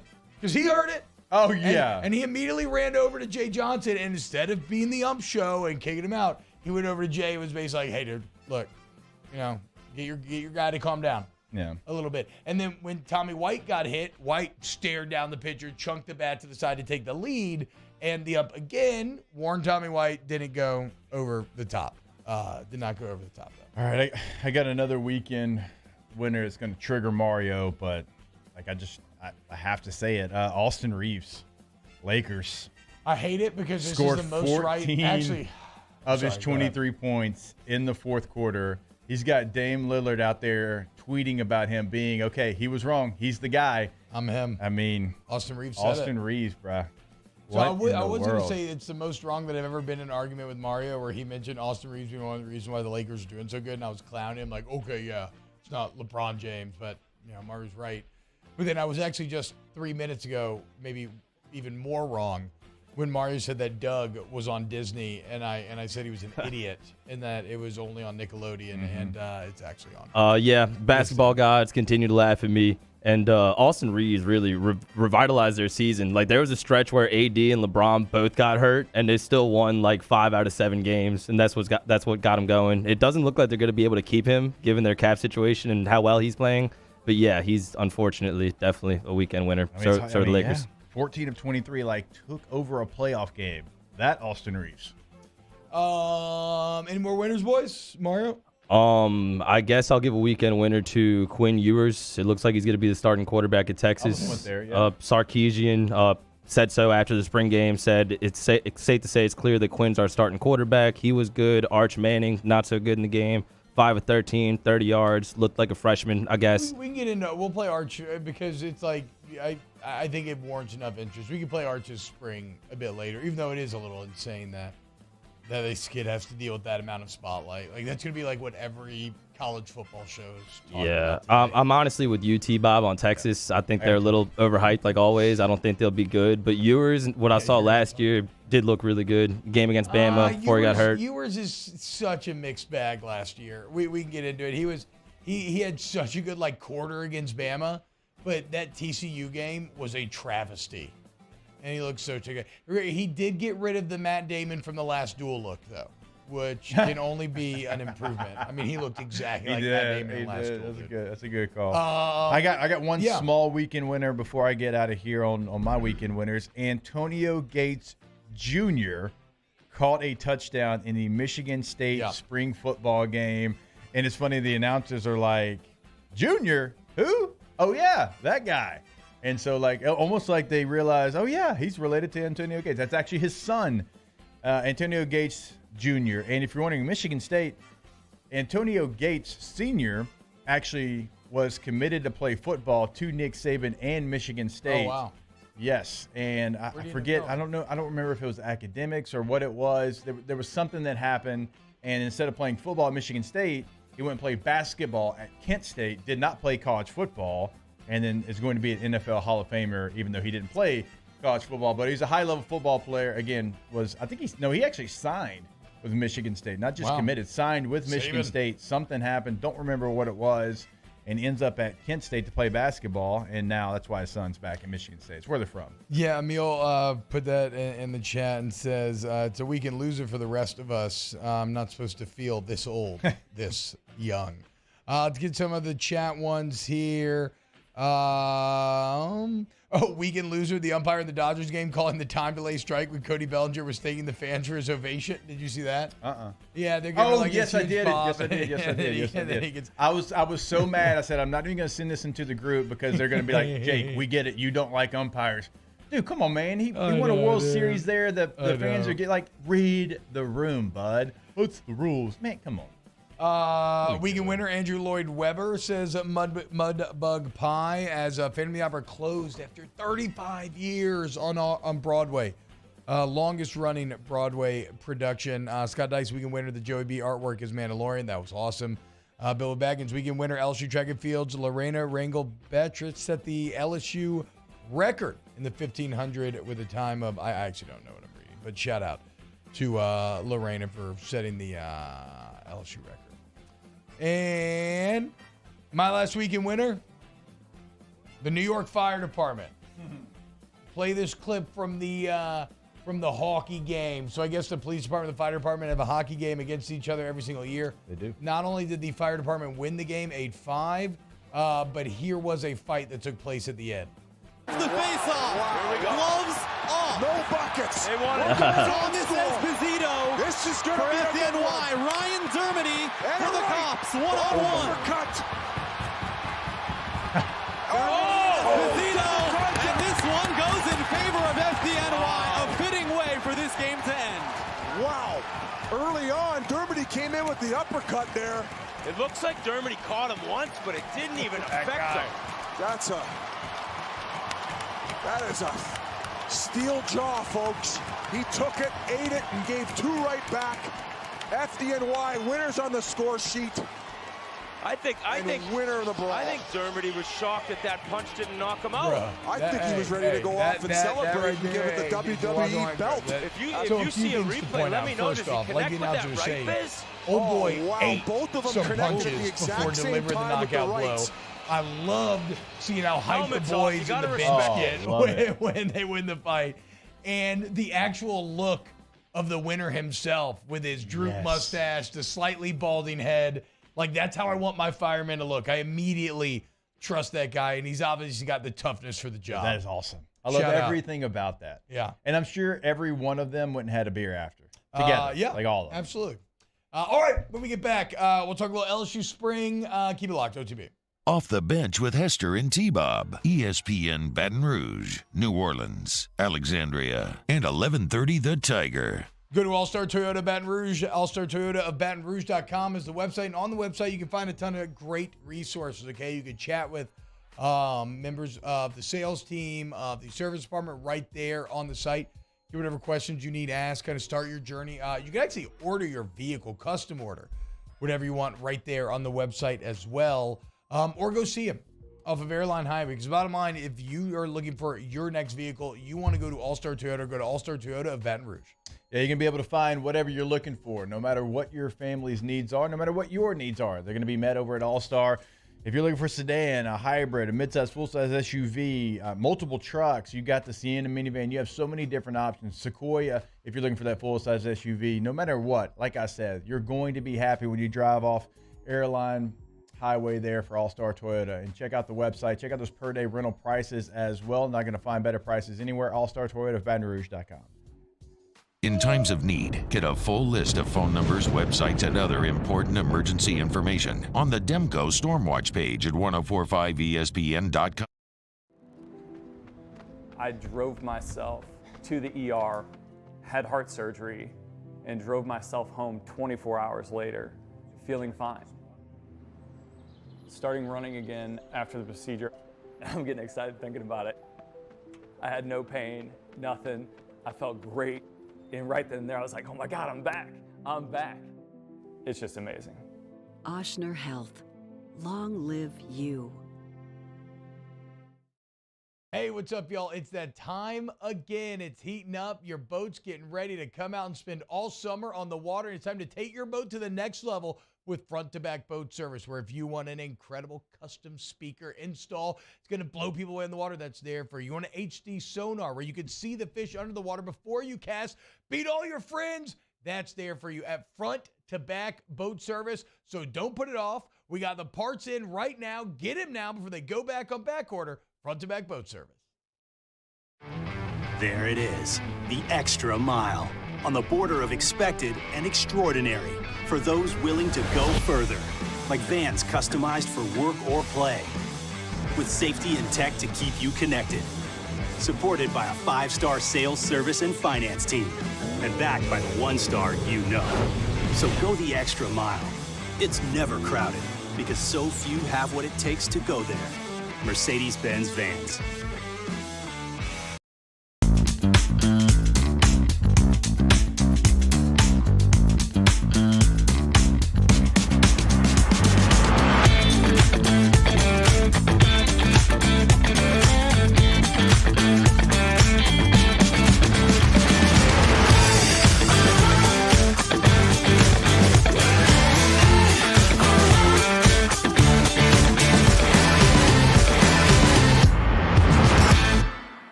The best kept secret in town is out. Discover Tallulah at the Renaissance Hotel on Bluebonnet. Each year, Guarantee Media hosts a radiothon to benefit Dreams Come True, the local organization that grants dreams to Louisiana kids suffering life-threatening illnesses and their families. We've interviewed these incredible kids, and their stories warm our hearts. And none of it would be possible without your help. So we're asking for your support in our effort to making more dreams come true. Each year, our Dreams Come True radiothon is powered by the Baton Rouge Clinic. Visit GuaranteeMedia.com to pledge your support today, and thank you. I've been doing business with Luba for 25 years. They're dependable, trustworthy. It's just the attention to detail with our clients. Matt Moscona inviting you to join us for Monday's AFR, presented by Relief Windows. We'll recap the LSU Kentucky baseball series from the box and the football Tigers practice from over the weekend. Join us 3 to 6, 104.5 ESPN Baton Rouge.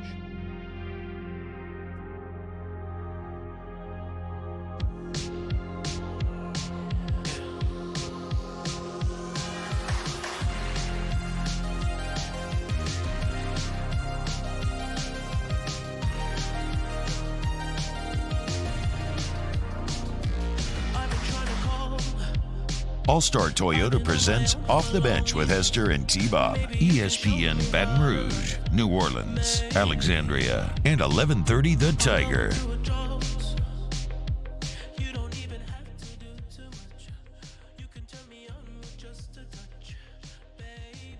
What's happening, y'all? Welcome back to OTB. See you, Dan Zager's song does remind me of you, Katie, doing this video back in the day. Good job. Yep, embarrassed the kids, but had fun doing it. Hell yeah. What are we us parents here for but to embarrass our children? I'm with you. LSU spring game this Saturday. Probably the least amount of football we have ever talked on this show in the run-up to the spring game, which makes a lot of sense, right? It's a kind of sign that naturally gets across just how stable things are right now, right? There hasn't been much off the field scandal. There aren't many jobs up for grabs. And the jobs are that are up for grabs, Jake, it's hard to get a clear picture on, right? Like corner, because a lot of the corners that are going to be competing for that job aren't even here quite yet. And so it's also year 2 under your new head coach instead of year 1. And so, again, sometimes a lack of news can be a good thing, and I would say in this case it likely is. But it is a Saturday. We're going to be talking about it throughout the week this week. Jake, just off the surface, if I ask you the question, what are you most looking forward to this weekend, is there anything that jumps into your head? I mean, honestly, I'm just looking at the new players that came through the transfer portal probably. I mean, that might be a little chalky there, but it's your first chance to get a glimpse of them really in a game situation in a Tigers uniform, because you know these players. Like if a player's in the portal, I would say 90% of the time, you know who they are. And you can go back and you can watch film, or you can remember a game that you watched where they were involved. But that's not to say that that is going to translate to success in Baton Rouge. Like it's a new place, it's a new setting. And to see how they fit into the scheme and to the culture and to the everything that's already in place in the locker room, like how that's going to play out. Now, you're not going to get a full idea maybe of who they are, but you can see maybe what they can bring to the table. Like, so like, you know, Omar Speights is somebody that I'm definitely going to be paying attention to, somebody that I was probably more excited than anybody in this transfer portal window.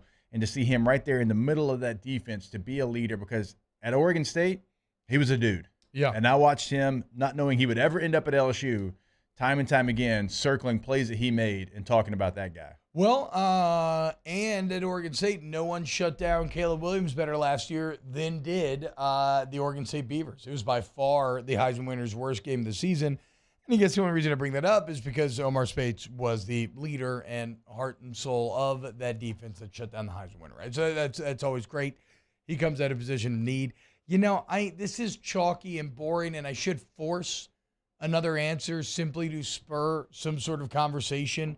But I'm actually really looking forward to seeing Jaden Daniels, and not necessarily even whatever the numbers are going to end up being. Like the numbers will be the numbers. I don't really care about that.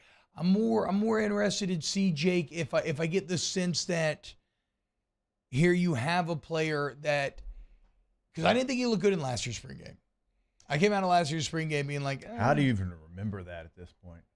Because well, last year there was interest, right? Yes. Because you had Miles up for the job, you had Jaden Daniels up for the job, you had was anybody else up for the job last year? When you said you still had Nuss, Nuss because he had played. No, but that's the day when I came out of there and I was like, oh, you know what, Nuss actually looked like kind of the best. Now, as we always say with the spring game, it's not really a great measuring stick for the actual play itself, because you're dealing with a very reduced playbook, because coaches are paranoid to a fault and don't want to put anything that they'll actually be using on film. And so it's very easy compared to practice to play like center or quarterback or somewhere that you got to make the calls. It's also like if you're successful, though, with the fundamentals, like that's a good thing to see as well. Yeah, for sure. If you can be successful with the basics and not game planning and scheming, it's just those individual one-on-one matchups that you can win. That can give you, a good idea of what maybe the base is.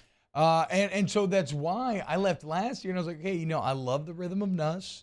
Miles was all right, and I didn't really like what I saw to Jaden Daniels. Like it actually drove his stock down to me. And then, of course, Daniels ends up getting better. He ends up winning the job, and he ends up having a really good year.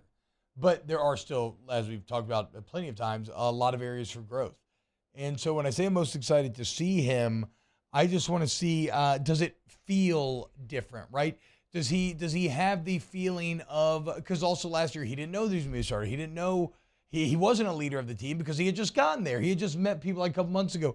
Does he now feel like the kind of unquestioned leader of the team? Can you get that sense, and can you kind of feel it almost from afar? So as chalky as that is, it is Jaden Daniels that I'm most interested in seeing on Saturday. And it does kind of make sense also because it will be the improvement of Jaden Daniels that really determines how far this team can go. Yeah, and remember, you also have a portal window opening up.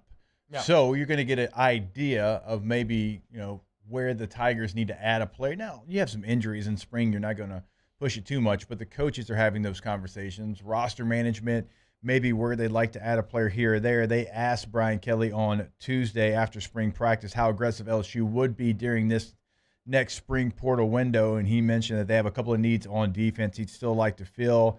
It doesn't expect to add maybe any major impact players during the window, but some depth pieces at linebacker and edge rusher is where you can see the Tigers add some different bodies there. So maybe not names that but guys that maybe either projects or some nice, solid, they were at maybe a group of 5 school and add them for depth. Who was the O-lineman that just entered the transfer portal?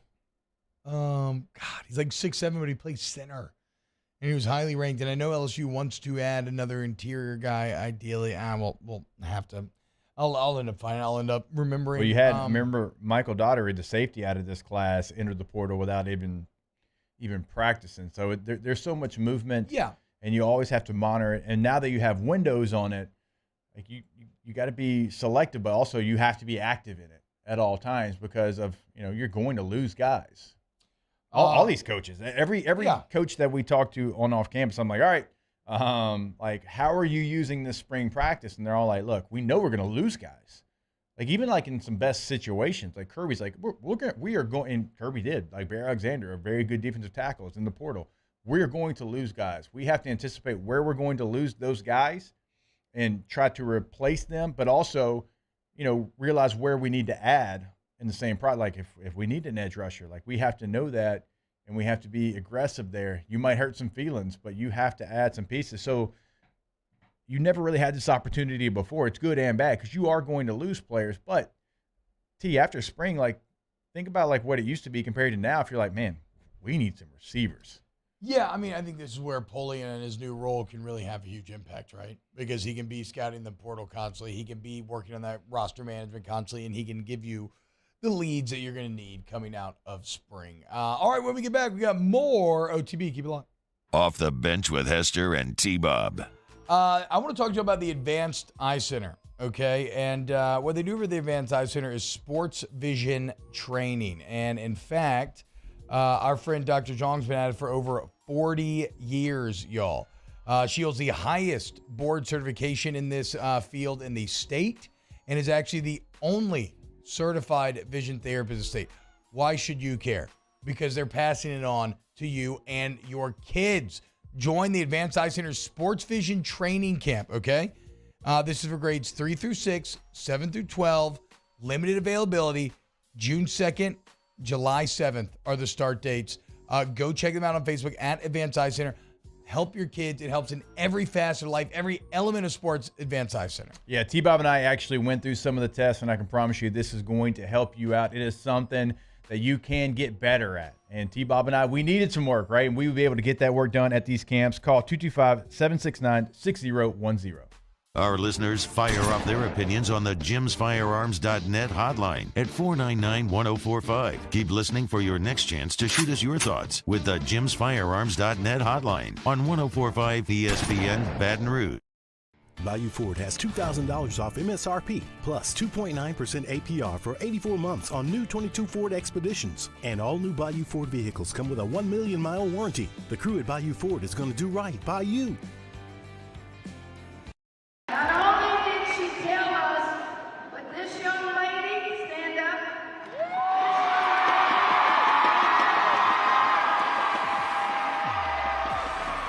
And this young lady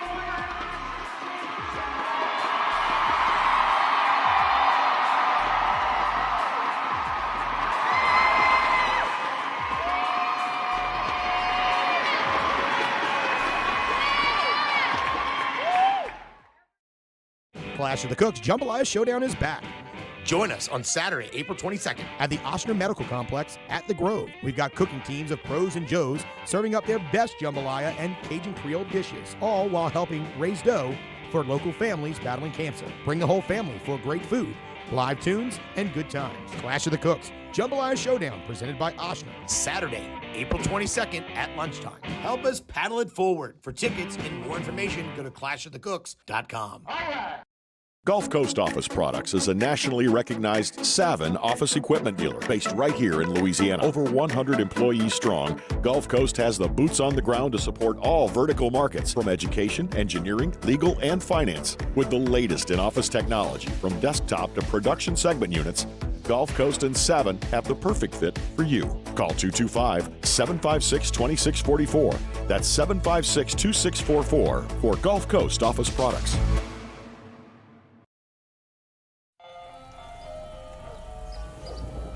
Hey there, little buddy. What's the matter? What's the matter? My windows, siding, and my door. That's what's the matter. Relief Windows can fix all of that. I got you. Pop, pop. What's up? Oh my gosh, look! Curb appeal. That's a good-looking neighborhood. ReliefWindows.com. Hey, what's up, y'all? It's that time again. It's heating up. Your boat's getting ready to come out and spend all summer on the water. It's time to take your boat to the next level with front-to-back boat service, where if you want an incredible custom speaker install, it's going to blow people away in the water, that's there for you. You want an HD sonar where you can see the fish under the water before you cast, beat all your friends, that's there for you at front-to-back boat service. So don't put it off. We got the parts in right now. Get them now before they go back on back order. Front-to-back boat service. Follow us on Twitter at 1045ESPN to cast your vote in the Citizens Bank and Trust poll of the day. Vote daily inside Off the Bench, anytime. Hunt Palmer. And join me, Jimmy Ott, and Charles Hannegriff. We're on campus at the Cook Hotel and Conference Center at LSU for the Monday evening edition of Game Time. It's Game Time, 6 to 8 p.m. Monday on 1045 ESPN Baton Rouge.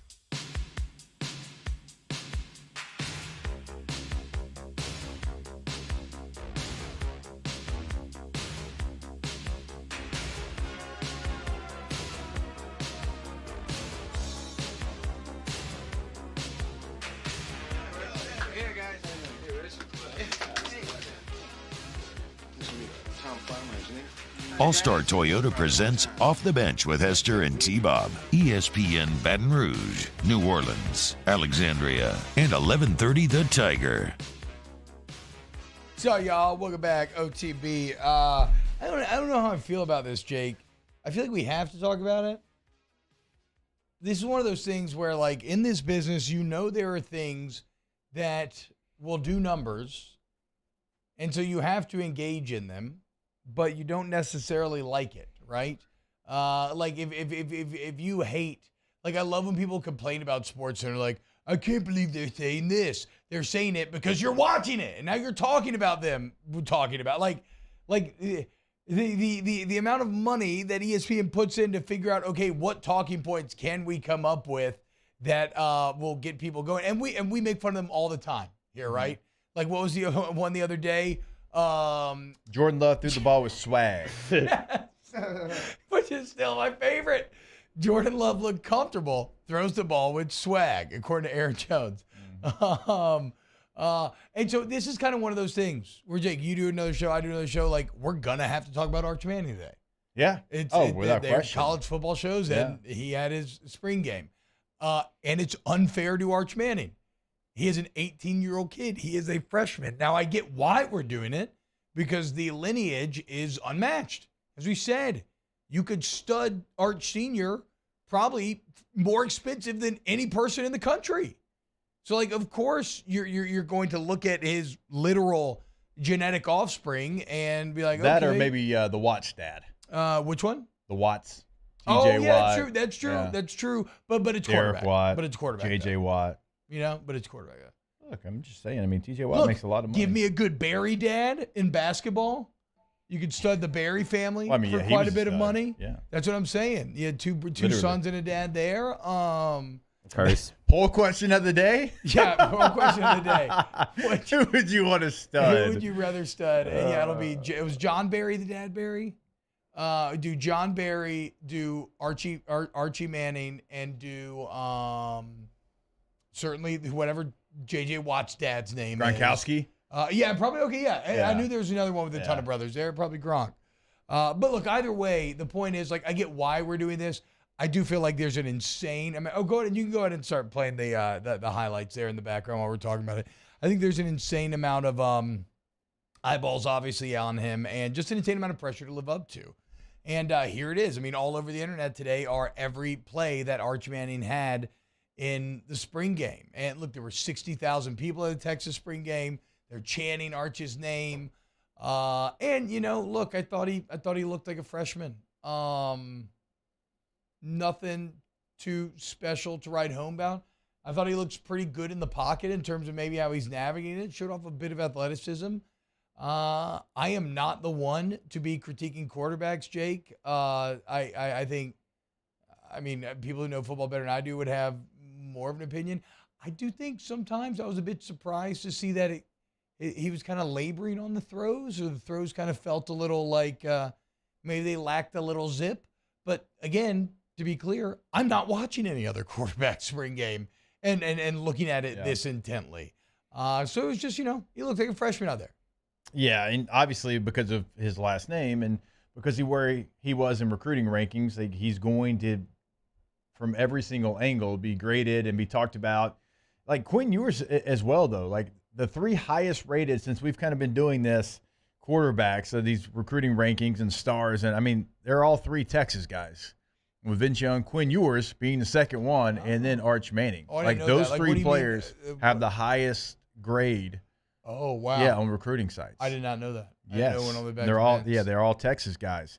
So like Quinn Ewers had that as well, but you lose a little bit of it, I guess. Like when you go to Ohio State, you don't play, then you transfer, maybe you lose some of it, and you don't have the Manning name. Yeah, the Manning name's obviously a huge portion of this, but that's what it's going to be. I mean, it's what it was for Peyton, it's what it was for Eli, it's what it's going to be for Arch Manning. I mean, every single thing that he does is going to be overanalyzed.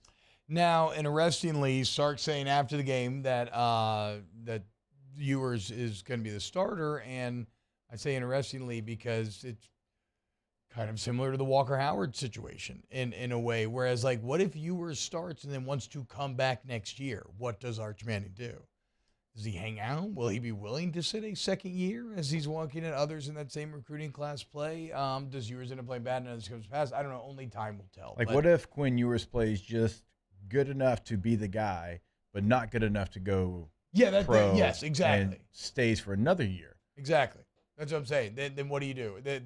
Does Arch stick around 2 years at Texas in that subservient role? I don't know. Yeah, not to cut you off, T. I apologize. Go ahead. But like I'm just saying, like the Mannings don't seem like people that would just Christian Bale because he's not playing. Like it feels like they would probably actually, if he's not going to play right away, like invite maybe the opportunity for him to sit, learn, develop, be ready for when it is his time. And that is obviously what is best for him, right? Like I said, he looks like a freshman. How do you not look like a freshman? By not being a freshman, by getting older, getting more time on task, more practice. So plenty of growth left for March, but I feel bad for him as this Monday news cycle will have a lot of hot takes on Arch Manning and how he's overrated. It's only the name, blah, blah, blah, blah. So good luck, Arch. Just, internalize it. I will say, use it as motivation. I know he's supposed to be at prom right now, like literally. He left early to go enroll. But when you make that decision, like I could have done that as well. Now, this is, decades ago. But I didn't feel like, I want to play spring soccer. But I didn't feel like that wasn't something that was going to benefit me. I needed that 6 months because I could have graduated early, but I needed that to kind of change my body, get ready to be a player at LSU. Yeah. And so I decided not to. I decided to stay home and continue to work. Yeah, I wanted to party with my boys, too. That second half of senior year was awesome. Yeah, it was like one of the most fun times of my life. All right, we got to go to break, and we'll close at hour 2 next. Off the Bench with Hester and T-Bob. Go to Riverlands Insurance. Call up 225-206-1517. That's Thomas' email, cell phone number. We're always getting comments from people who have taken our advice and called 225-206-1517. Talk to Thomas, okay, and saved hundreds or even thousands of dollars per year on their insurance. And it's any type of insurance, okay? Home, auto, business, doesn't matter if you're a contractor. Like there's, obviously, I'm just a radio man, okay? So I don't know about all the different types of insurance people. You know who does? Thomas' email. And he's going to shop around, find you the best policy, save you money. Go to Riverlands Insurance. Call them up today, 225-206-1517. Put in your phone. Is that what you put in occupation, radio man? I'm a radio man. He's a radio man. I like that way you say that as well. Yeah, you got to run it all together. But you're going to like better what Thomas says about insurance when you call him because he's going to give you exactly what you need. Call Thomas' email today. That number, 225-206-1517. In times of need, get a full list of phone numbers, websites, and other important emergency information on the Demco Stormwatch page at 1045ESPN.com. Hey, it's Matt Musso. Join me Monday through Friday for your daily update on LSU baseball with Musso at the Box, presented by New Orleans Flooring, wherever you get your podcast, Apple, Spotify, Google, and check out New Orleans Flooring. 2 locations, Metairie and Prairieville or NOLAFlooring.com. Bayou Chrysler Dodge Jeep Ram has $15,000 off all new 2022 1500 SCA trucks. And all new Bayou automotive vehicles come with a 1 million mile warranty. If you need sales or service, the crew at Bayou is going to do right by you. Player probably that is the unsung hero through the entire playoffs, LaDasia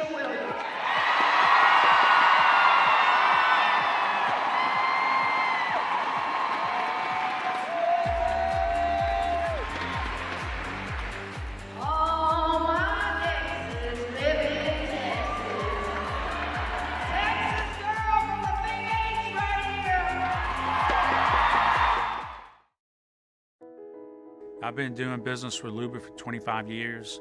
They're dependable, trustworthy. It's just the attention to detail with our clients. Our folks have years and years of experience.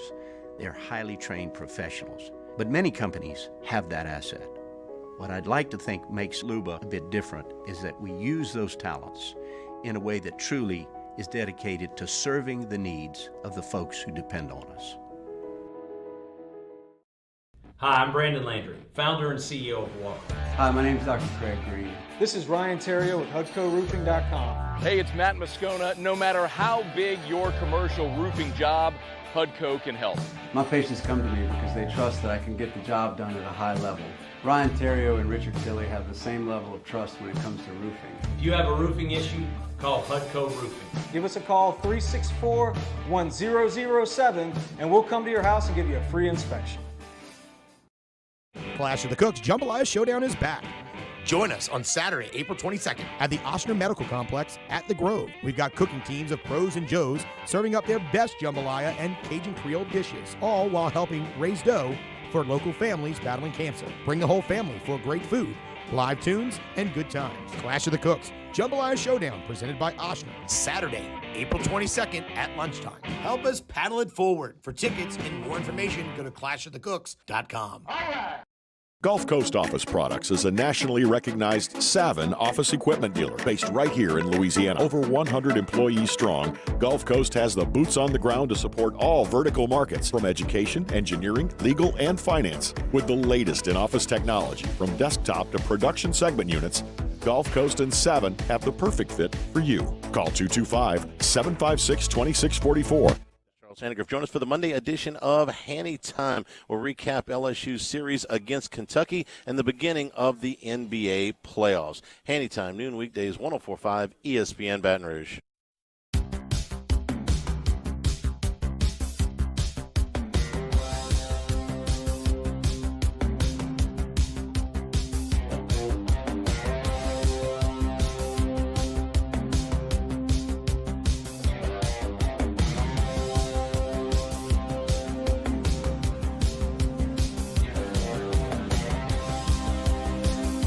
All-Star Toyota presents Off the Bench with Hester and T-Bob. ESPN Baton Rouge, New Orleans, Alexandria, and 1130 The Tiger.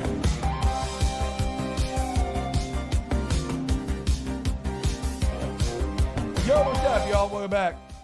OTB. Sorry, we were just talking Boston Marathon today. It's on here in studio. We were just wondering, could we shuffle/walk and finish the Boston Marathon?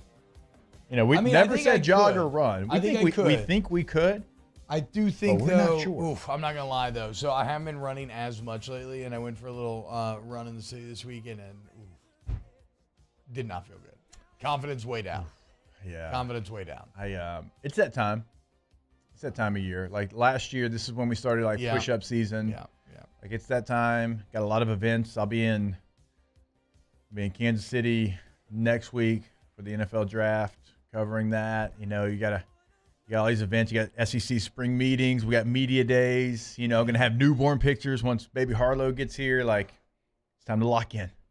Yeah, focus back in. I agree. We'll get there. I agree. Yeah, I think I could maybe shuffle/walk, but I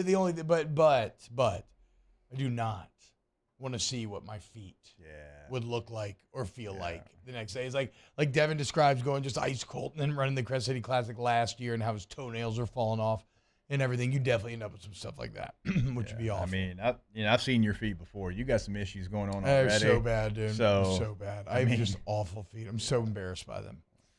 But I don't know what to do. I mean, I don't know. What do you, I'm not going to get pedicures all the time. Not because I'm not like insecure. Like every pedicure I've gotten's been awesome, but it's never done anything.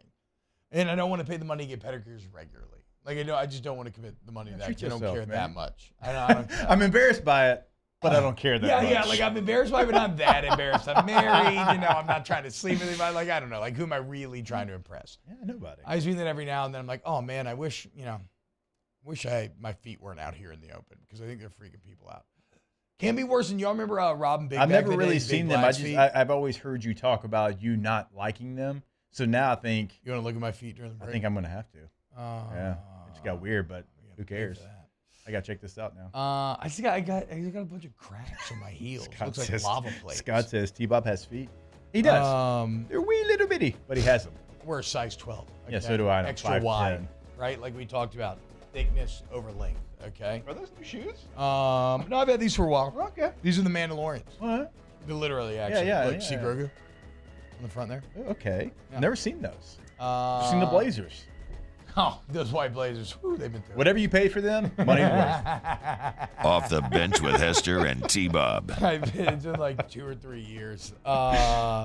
Patient Plus, patientplusuc.com. Patientplusuc.com. Patient Plus Urgent Care, okay? They got locations throughout the city. You just put in your phone and you're like, oh my God, maybe you don't know. You're like, oh my God, there's like one right by my house. And when you go in, I think the first thing is to jump out and use the facilities. Then some of the technology they employ where you got your digital profile and whatnot. Then obviously the nurses, doctors, nurse practitioners, the privacy of the rooms. I mean, it's just, it really just is a better experience, like in every single facet. And if you're skeptical or you don't believe me, well, put it to the test, big guy, okay? Put your money where your mouth is. Go check them out and see if I'm right.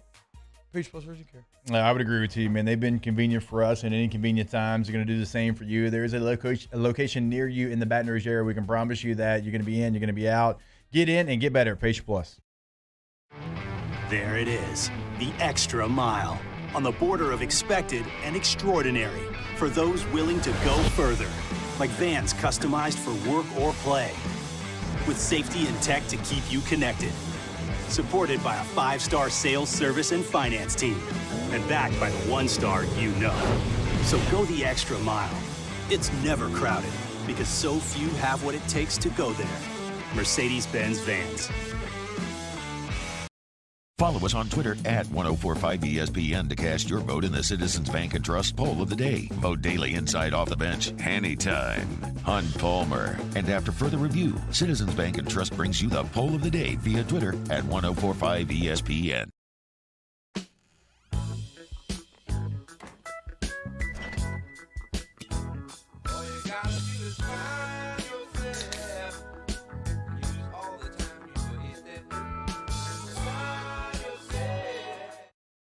Bayou Ford has $2,000 off MSRP plus 2.9% APR for 84 months on new 22 Ford Expeditions. And all new Bayou Ford vehicles come with a 1 million mile warranty. The crew at Bayou Ford is going to do right by you. For over a century, local broadcasting has evolved with the needs of the community. We move past the stigmas of opinion journalism and bring the most relevant news online, on air, and on the go. You have trusted us with your news, sports, weather, and entertainment. Trust us to keep moving with you. Text TB to 52886 and tell Congress local broadcasting is here to stay.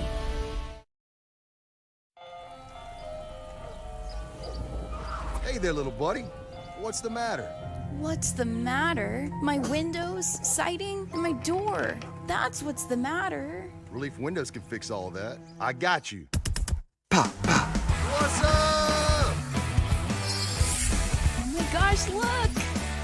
Curb appeal. That's a good-looking neighborhood.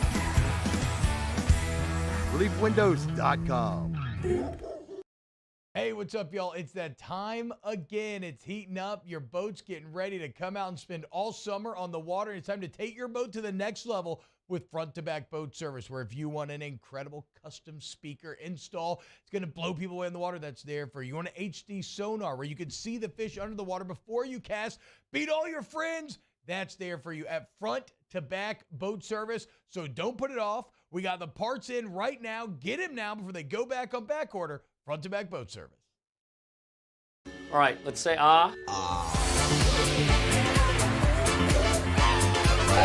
Where'd my spotlight go? Super weird, but we can take care of it. Get in and get better at Patient Plus.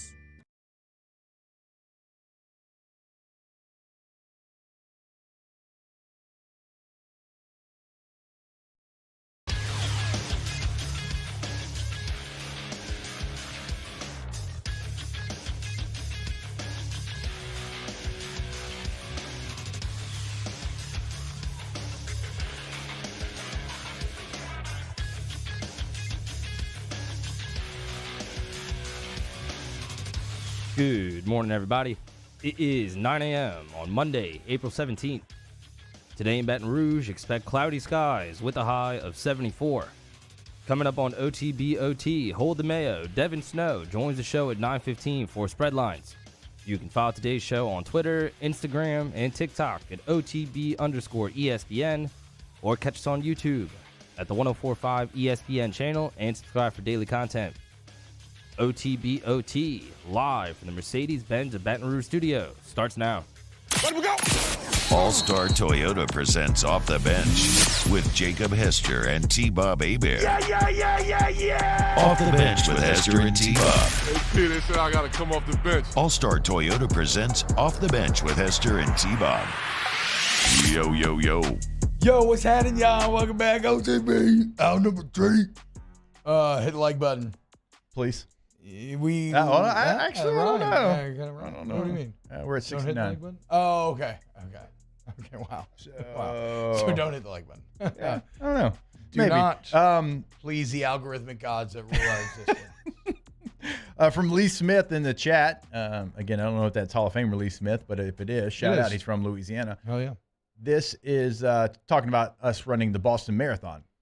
T-Bob is too big and Jake's legs are too short, so no. Straight up. It's pretty blunt, but if only we could combine our bodies. We do like a DBZ, like and you are Frankenstein. Like meld, you say that all the time. Meld mold, and then we'd kill it. We'd absolutely kill it.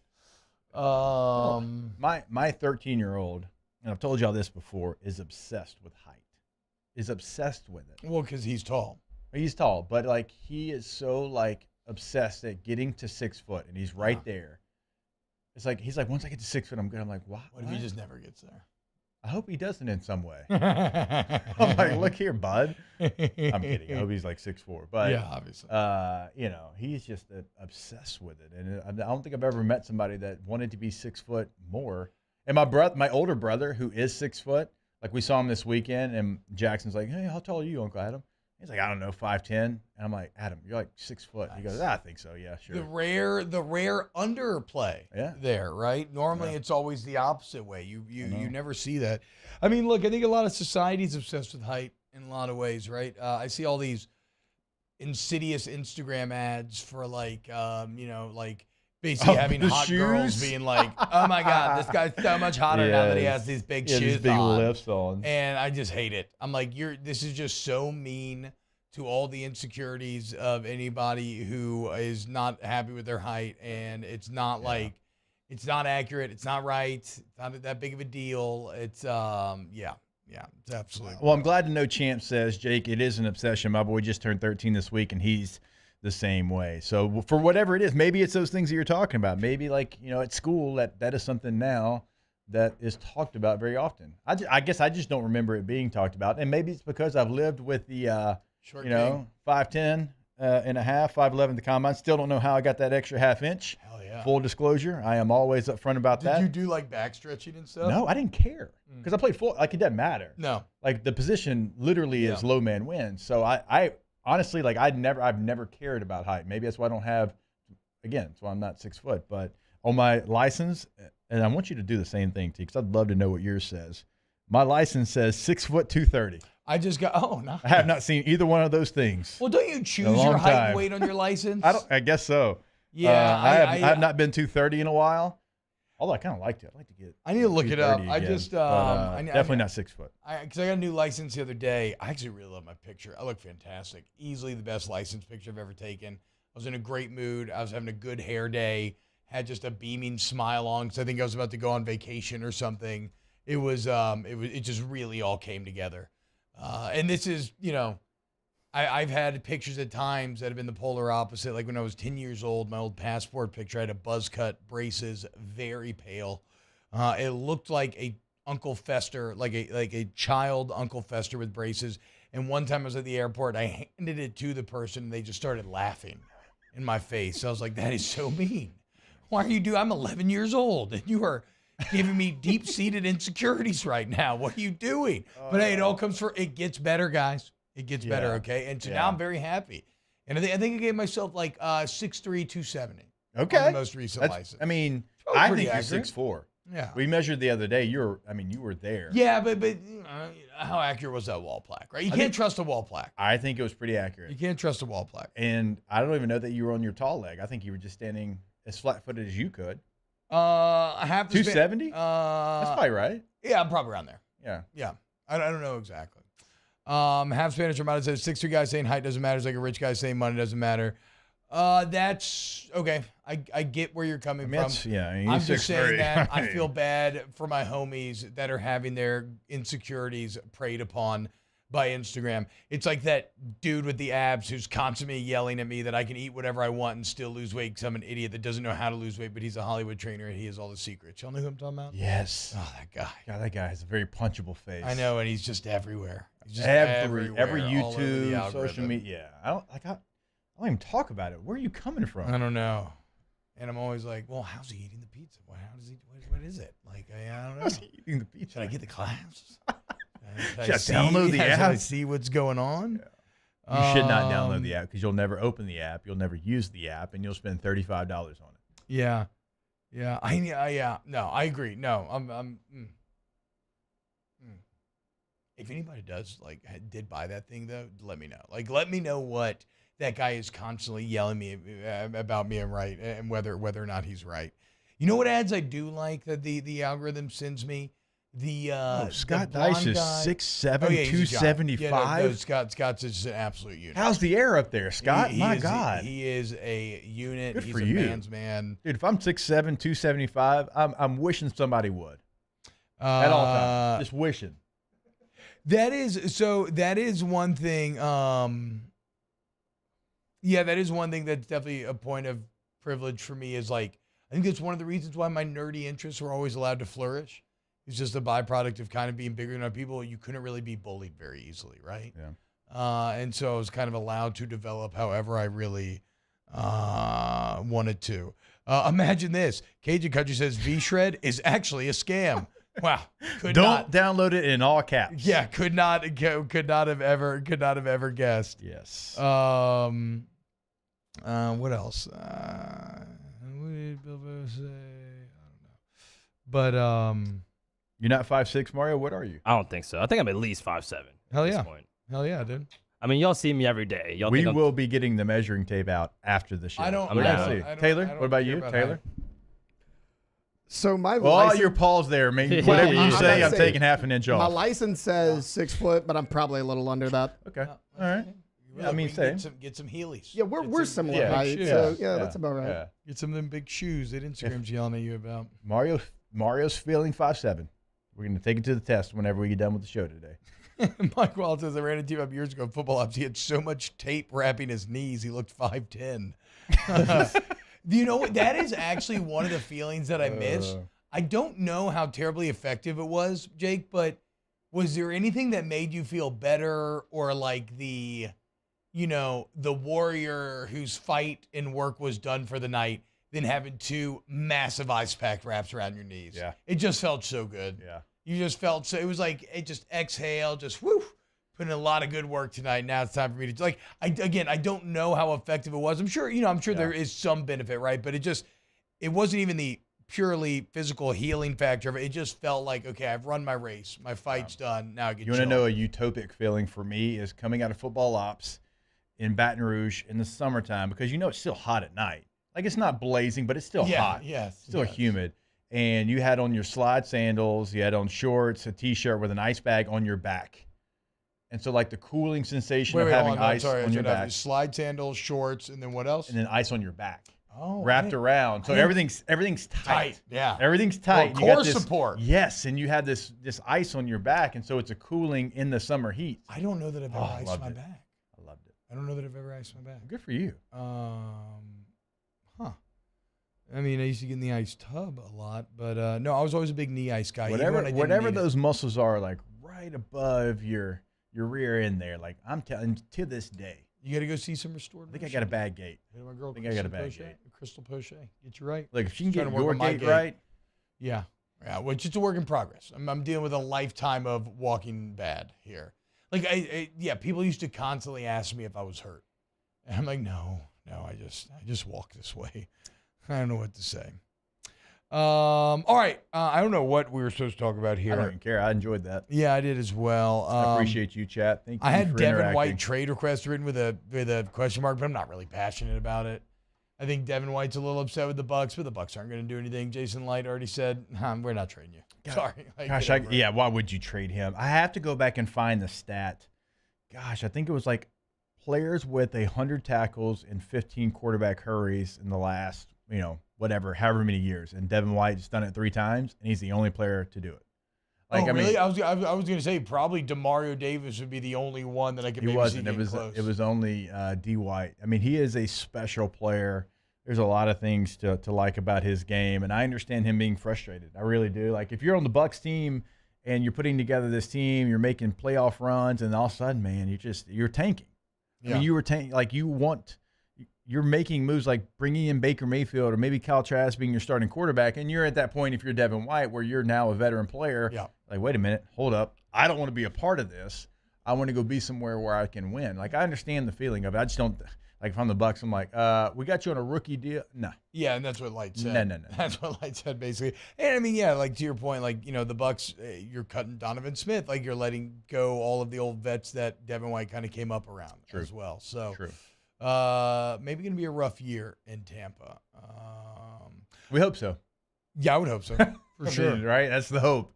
That is the NFC South. I mean, maybe that's the conversation we have coming back on the other side. It is so interesting what's going on because you feel like some teams are tanking, but then they're spending money on free agents. It's like, where are you? But they're not spending money at the key position. They're all at different levels. The Saints are definitely in the most win now mode, I would say. The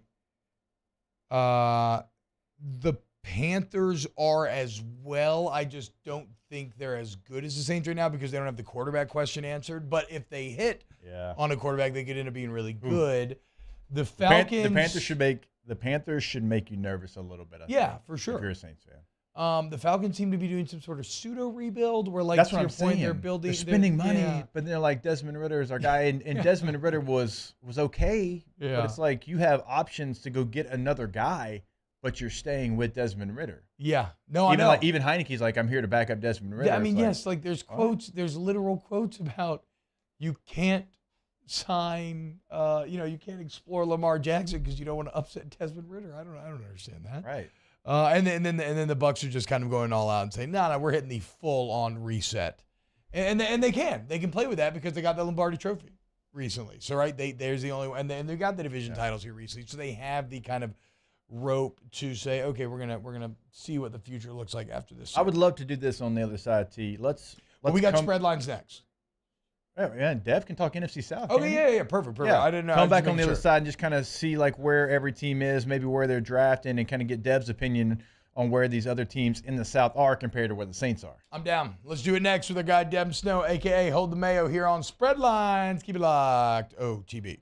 OTB. OT.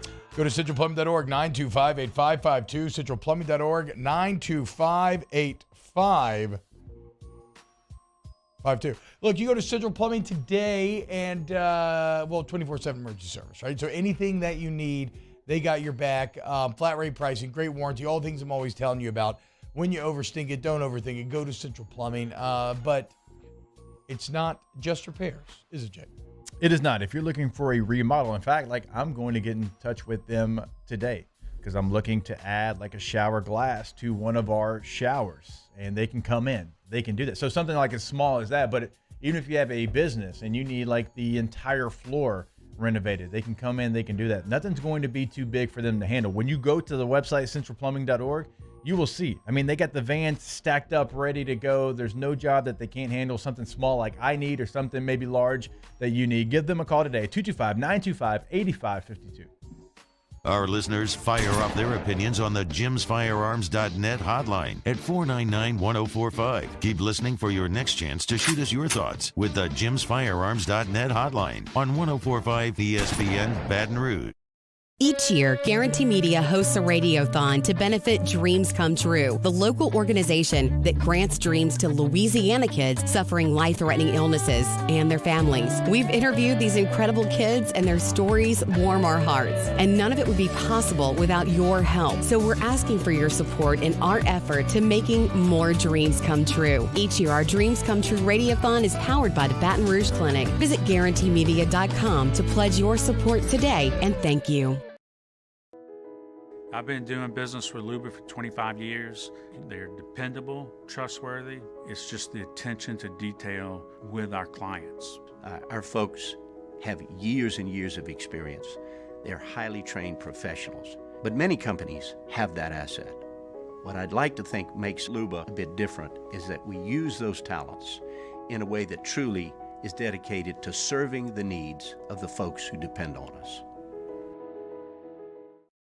Hi, I'm Brandon Landry, founder and CEO of Walker. Hi, my name is Dr. Craig Green. This is Ryan Terrio with HUDCORoofing.com. Hey, it's Matt Moscona. No matter how big your commercial roofing job, HUDCO can help. My patients come to me because they trust that I can get the job done at a high level. Ryan Terrio and Richard Tilley have the same level of trust when it comes to roofing. If you have a roofing issue, call HUDCO Roofing. Give us a call, 364-1007, and we'll come to your house and give you a free inspection. Clash of the Cooks Jambalaya Showdown is back. Join us on Saturday, April 22nd at the Oshner Medical Complex at the Grove. We've got cooking teams of pros and Joes serving up their best jambalaya and Cajun Creole dishes, all while helping raise dough for local families battling cancer. Bring the whole family for great food, live tunes, and good times. Clash of the Cooks Jambalaya Showdown presented by Oshner. Saturday, April 22nd at lunchtime. Help us paddle it forward. For tickets and more information, go to clashofthecooks.com. Gulf Coast Office Products is a nationally recognized Savin office equipment dealer based right here in Louisiana. Over 100 employees strong, Gulf Coast has the boots on the ground to support all vertical markets, from education, engineering, legal, and finance. With the latest in office technology, from desktop to production segment units, Gulf Coast and Savin have the perfect fit for you. Call 225-756-2644. That's 756-2644 for Gulf Coast Office Products.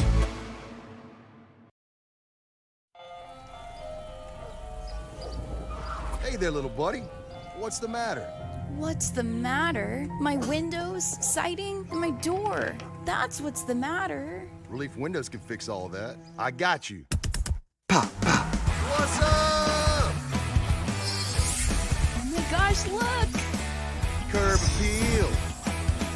That's a good-looking neighborhood. Tune into the Hunt Palmer Show on Monday. Hunt will be back in the host chair. He'll recap LSU baseball, and I'm sure that he'll give us an update and recap on his trip to L.A. It's the Hunt Palmer Show, 1 to 3 weekdays, 104.5 ESPN Baton Rouge.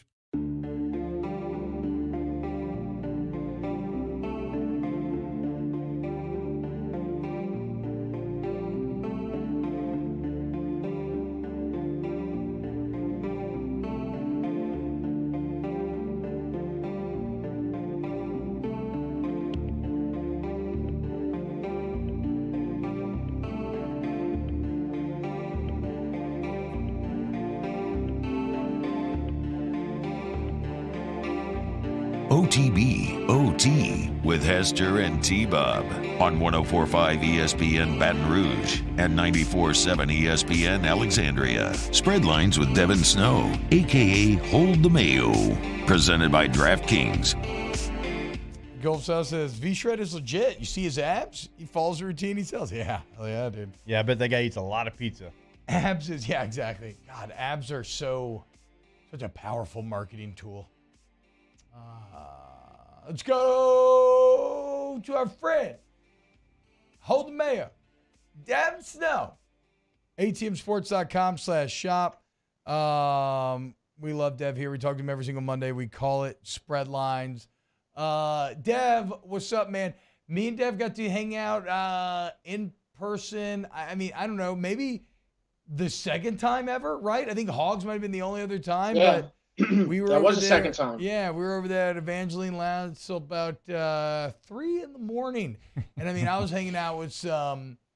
Anytime everybody starts talking about what high school they went to and immediately making a lot of broad sweeping conclusions on who they're dealing with based off of it. Like there was a lot of Brother Martin talk, everything else. I knew I was in the 504. Very, very good time there, Dev. Yeah, dude, Evangeline's just one of them places like, you know, I don't go a lot, but every time I do go, I love every second of it. There's a lot of like socializing. Yeah. And just whatever they're doing behind the bar, man, it just gets me out of this world, man. Let's just be honest, you know. So it's always a good time. The playlist probably helped, as I think we heard Laffy Taffy, Two Step. I think Lean Back might have been in there. It was the most ridiculous, like 06 to 2010 playlist I've ever heard. Greatest time in the world, bro. I mean, shout out D4L, man. They had a run. Laffy Taffy, Bet You Can't Do It Like Me. Yeah. I mean, what a squad right there, bro. Shout out my guy PP. PP was a lot of fun. I wanted to share my passport pitch. Look, I was one of the first people from the parish to get a passport. But, wow. You know, this was I mean, look at that. Oh my God. Hey. Holy hell. That is that's that Hollister tan. That's from going in Hollister too much right there. But yeah, man, that was the one time I ever went out the country. I went to Banff, Canada, and I was like 13, you know, and I'm too young to even I was too young to take it in. I just thought it sucked. You know, I was in Canada, beautiful mountains, and I just kept telling my grandparents, I was like, dude, this is so boring, bro. Like, this sucks. I'm just ungrateful. Take me back to the parish, dude. These mountains are freaking me out, man. They're too tall. Dev, so we were talking about the NFC South. How old were you? Real quick, how old were you right there? Sorry, T. No, you're good. Wait, then? Yeah, how old were you in that picture? I was 13. Okay, all right. Just got my first kiss. I was riding a real high. You could see it in that passport. You are cheesing. You are. That's why. Yeah. Okay. Sorry, T. Now that has got to be expired now, right? That passport. Oh, absolutely. Okay. Yeah. I never thought about going out the country again, dude. After that, went to Banff, Canada, and then just shut it down. Oh man. Jake, what did you want to ask Dev about the NFC South? All right, Dev. So the NFC South, man, it's a weird spot because like teams are making moves, spending money, but it still feels like maybe they're tanking. Like the Falcons are spending money, but they're sticking with Ritter quarterback. The Bucs, I don't really know what the hell they're doing. It feels like they're tanking. The Saints have made moves. The Panthers have made a lot of moves. They're going to have obviously a quarterback here in this draft as well. So like, where do you sit right now with the South? Because I can't really figure out who's actually trying to lose games and tank or maybe, you know, get a draft pick or not putting their full resources and who's going all out for it. Okay.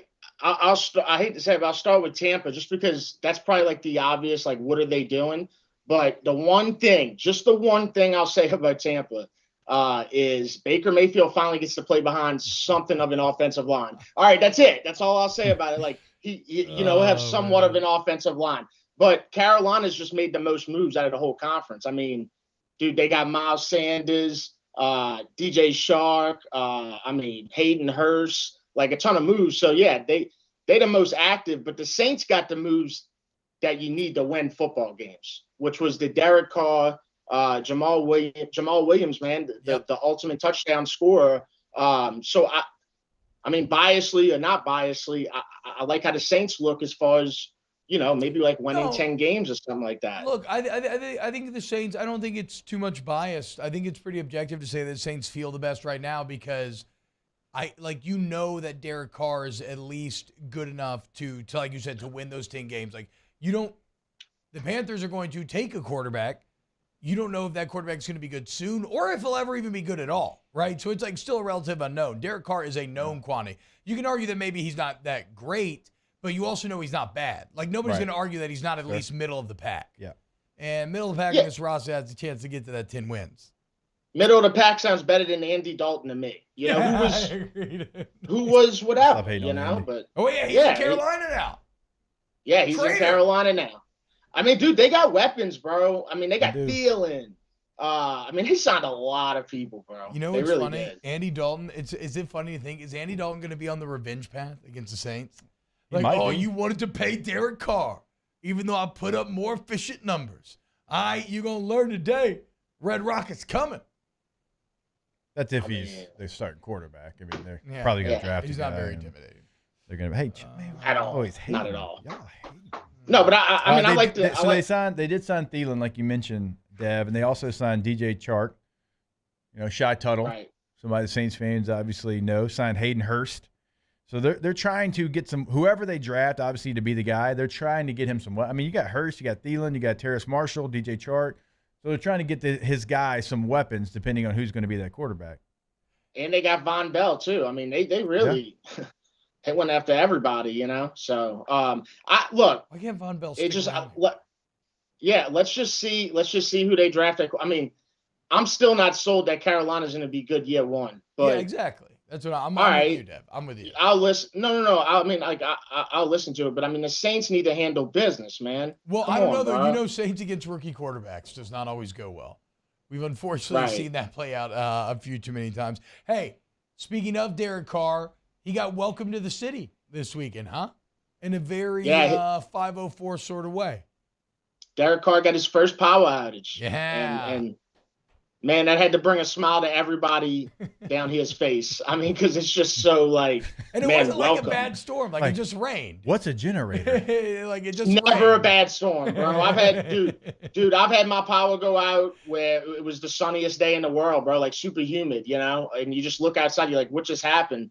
But that is how you welcome somebody in New Orleans right there. The power going out, and we all know what's next. It's Cox is gonna strike. So I'm waiting for that tweet to come up after. Oh, it's only a matter of time. Sure.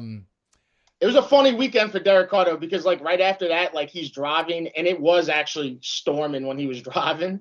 And he's like, it's just like his windshield wipe is like going at the rain. And it's just like, bro, like this is going to happen so much more. Yeah, I wonder, I mean, has he dealt with that, Jake? Like, where's he from originally? Because he went to UNLV, right? They don't got rain over there. No, he went to Fresno. Fresno, that's what I mean, Fresno. But okay, whatever. That's what I mean. But they don't have rain. I mean, not like New Orleans. Not in Oakland. No, certainly not in Oakland. Not in Vegas. No, this is what I'm saying. This is a new territory. Now, if he went and watched his brother play in Houston, but he didn't live there. Right. Yeah. I mean, so this is a new experience for him. Hey, what is this show, Beef, on Netflix, Steph? Bro, Beef, man.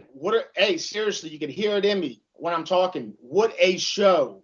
Best show on Netflix. It's #1 for a good reason. 10 episodes. Watched all 10 episodes yesterday before wow. What? No, before it's like that? Yes. Yeah, before like the first NBA game came on, I was on episode 9. And I was watching it during the Lakers game. So like it is that good. It's so well written. What is it? I mean, Chuck D's in studio. He's giving thumbs up. Okay. Beef? All right. Oh, I mean, the premise of it is basically like it starts from a road rage. It's two strangers who meet from a road rage. And the lady, the star of the show, she torments the guy that, was yelling at her at the road rage. But you'd never imagine like 10 episodes of what unravels from that. Okay. And it's just every single unraveling was just more and more crazy, man. That was awesome. That was one of the best shows I've seen on Netflix in a while. Okay, I'm intrigued. Super good, bro. Now, I did see a little bit about this. I wasn't sure if it was a joke or not. Is this official? The Firefest guy got out of jail, which it's kind of crazy to think about with all the things that people don't go to jail for now, that he's actually been in jail now for this long, right? Like he's been in jail for years, it feels like. But he gets out of jail and immediately tweets out that Fire Festival 2 is a go. Was that a joke or is that real, Deb? Do you know? I can't tell. Like, now, I'm going to tell you, I'm getting my information from the Billy McFarland Twitter. Yes. But I also can't tell because it's only got like 9,000 followers. I can't tell if this is really Billy or if it's not. But I feel like it is really Billy because everybody's kind of done with him. Like they washed their hands with him. Like, dude, you screwed everybody. We saw the show on it. Like why would we follow you type thing could be what it is. But he's saying, man, or this account is saying Fire Festival 2, it's happening. He also said he owes people $26 million. What? So he's got a lot of people to pay back. Yeah, I mean, would you buy a ticket to Fire Festival 2? No. But I could see how it could potentially get done. I mean, look, Firefest was an abject disaster, but at least it gave us the blowjob king meme, right? You know, what would you be willing to do? And then you just flash up a picture of that old man and everybody knows exactly what you would be willing to do. Like even sometimes the worst stuff produces great art. I was thinking about that the other day, like Attack of the Clones, awful Star Wars movie, but Across the Stars, the love theme is like one of my favorite John Williams songs of all time. So at least we got that meme out of it, if nothing else.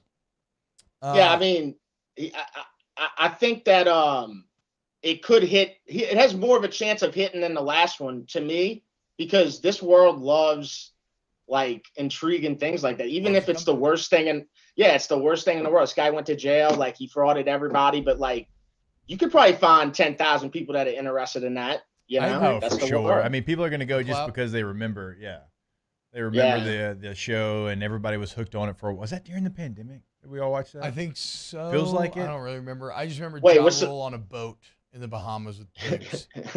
Yeah, and then like everybody got there and they were getting fed like grilled cheeses and stuff. It wasn't even a grilled cheese. It was a slice of bread with an unmelted Kraft single on top. That was the best part. It didn't even melt the cheese.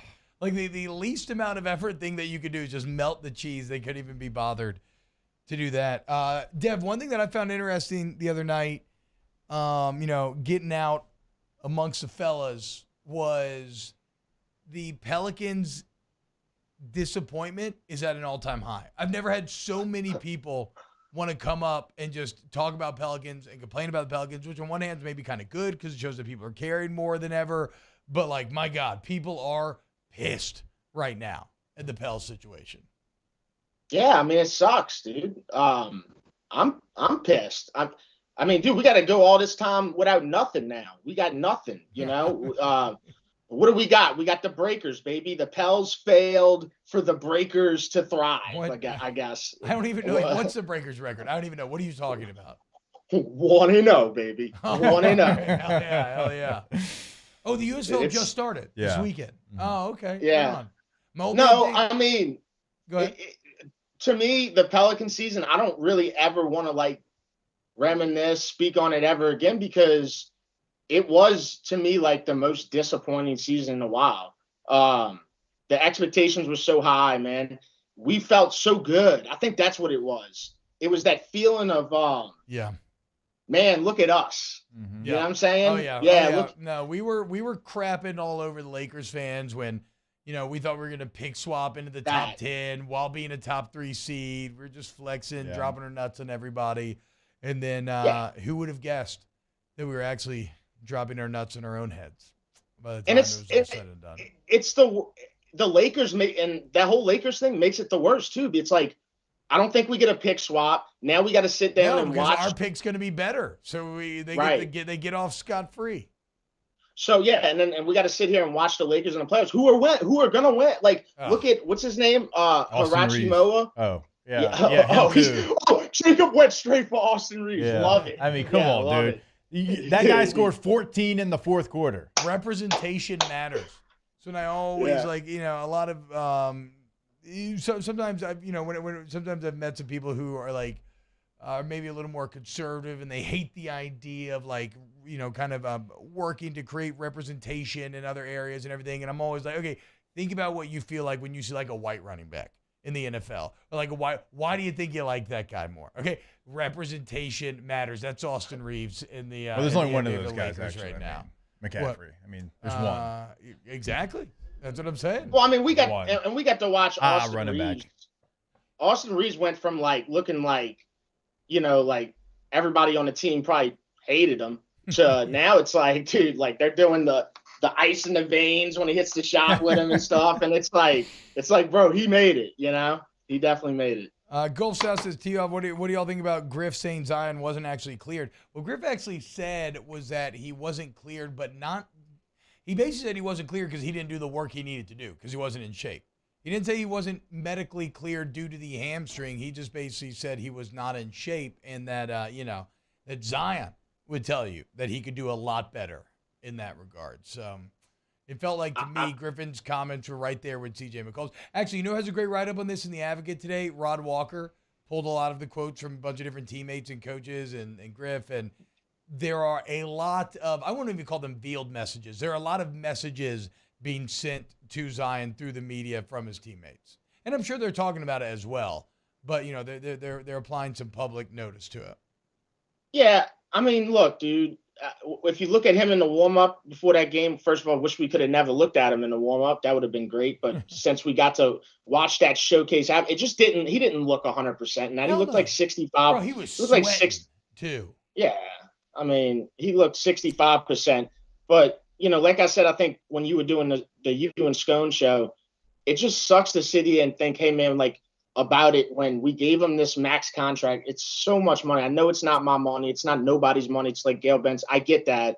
But it's like the answer of when I feel like Zion again, and it's such a pinnacle point of the season, it's the worst answer I could have. You know what I'm saying? It's like the worst answer we could hear. Well, and then the warm-ups, it was terrible. The common man. I mean, you're just not, like, at a certain point, I don't know where the cutoff is, 15 million. Like, there is some monetary cutoff where people are not going to feel bad for you, and he is well above the. And I'm starting not to feel bad for him, and I always was the one, and I'm just starting to kind of be like, defended him. I know. I don't know. Kind of sucking their teeth at him. Hey, what did you think about Westbrook last night? Dude, one of the best 3 for 19 performances you'll ever see. I don't know how a guy. I don't know how you do that. Yeah, I don't know how you. But he did. He looked good. But my thing is the whole going after the fan thing. Like, live your life, whatever. Everybody claps back every now and then. But it looks like he was walking in that guy's living room. Yeah, you know, like I too was wondering where they were. Setup's wild. I'm very confused. Did he have to take an elevator to get to this guy or what, bro? Russ went out of his way to find him. He's in like the season ticket holders lounge. Eating a steak, and then just next thing you know it, bro, he had to be scared to death.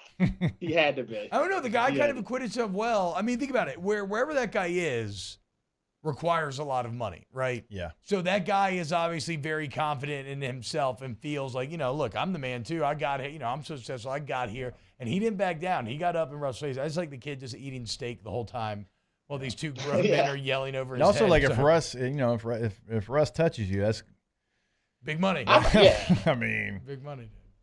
I mean, dude, that dude's ripped, bro. I mean, he walked in the game yesterday, no shirt, just a jacket on, showing the abs. You know. I mean, there's never been anybody more impervious to long time knee damage than Westbrook. He's had like so many knee surgeries, and you just can't tell.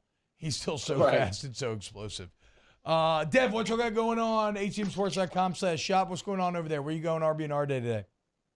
I'm staying in New Orleans. I'm gonna go to Avenue Pub. Off St. Charles. It's basically the dude that owns Blue Oak Barbecue got with the guy that owns the Ramble on Frenchman, and they bought this place. Oh, bro, those are your spots, dude. Yeah, two great dudes, man.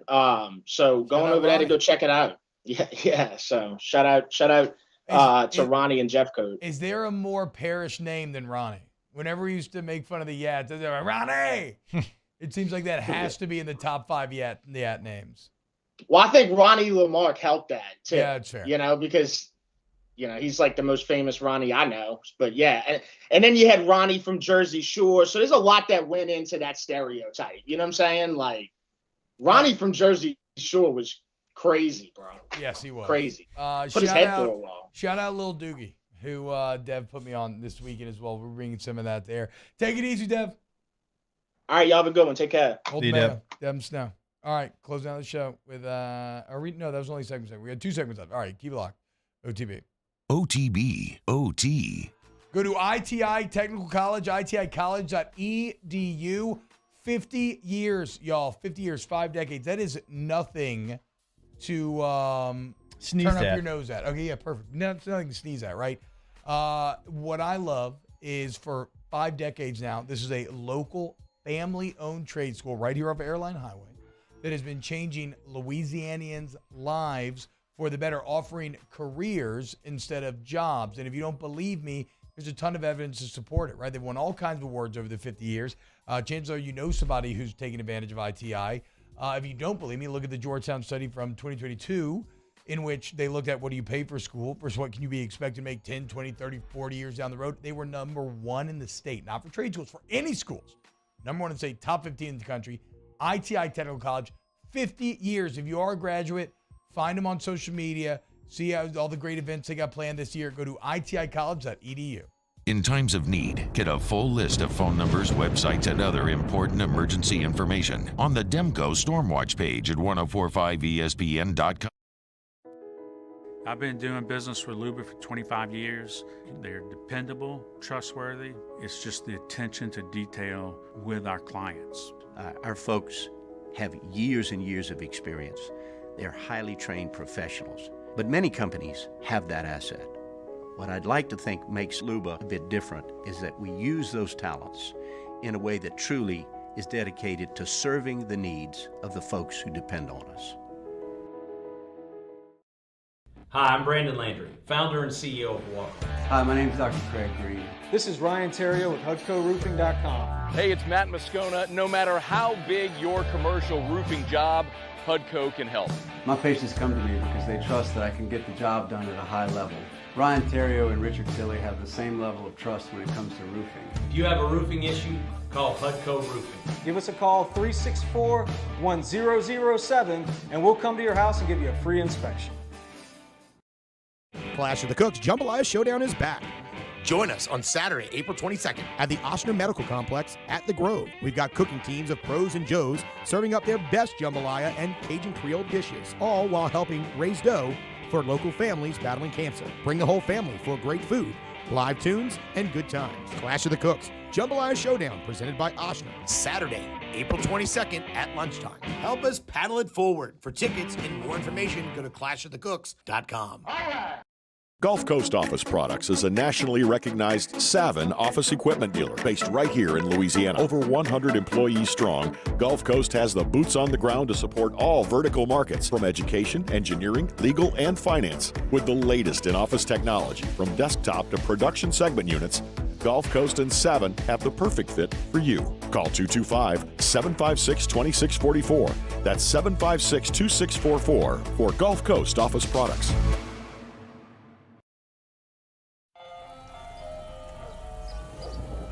Hey there, little buddy. What's the matter? What's the matter? My windows, siding, and my door. That's what's the matter. Relief Windows can fix all of that. I got you. Pop, pop. What's up? Oh my gosh, look! Curb appeal. That's a good-looking neighborhood. ReliefWindows.com. There it is, the extra mile, on the border of expected and extraordinary, for those willing to go further, like vans customized for work or play, with safety and tech to keep you connected, supported by a 5-star sales, service, and finance team, and backed by the 1-star you know. So go the extra mile. It's never crowded, because so few.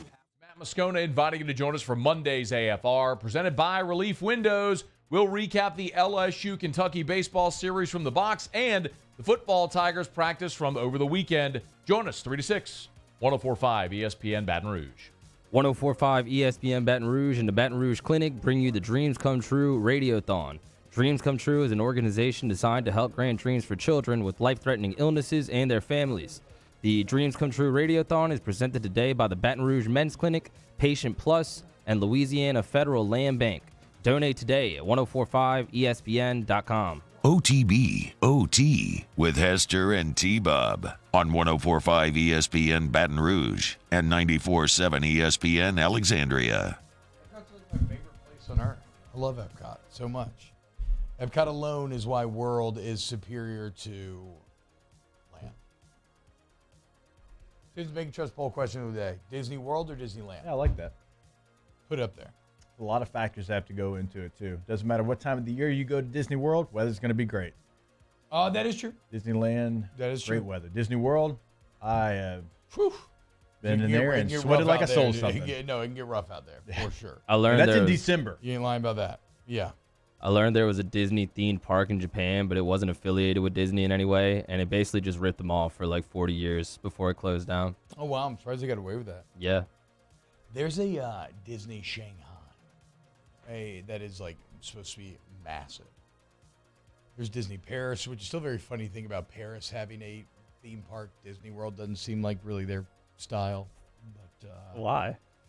Because Paris is very artistic and up their own ass in a lot of ways, and kind of think they're above our base American culture.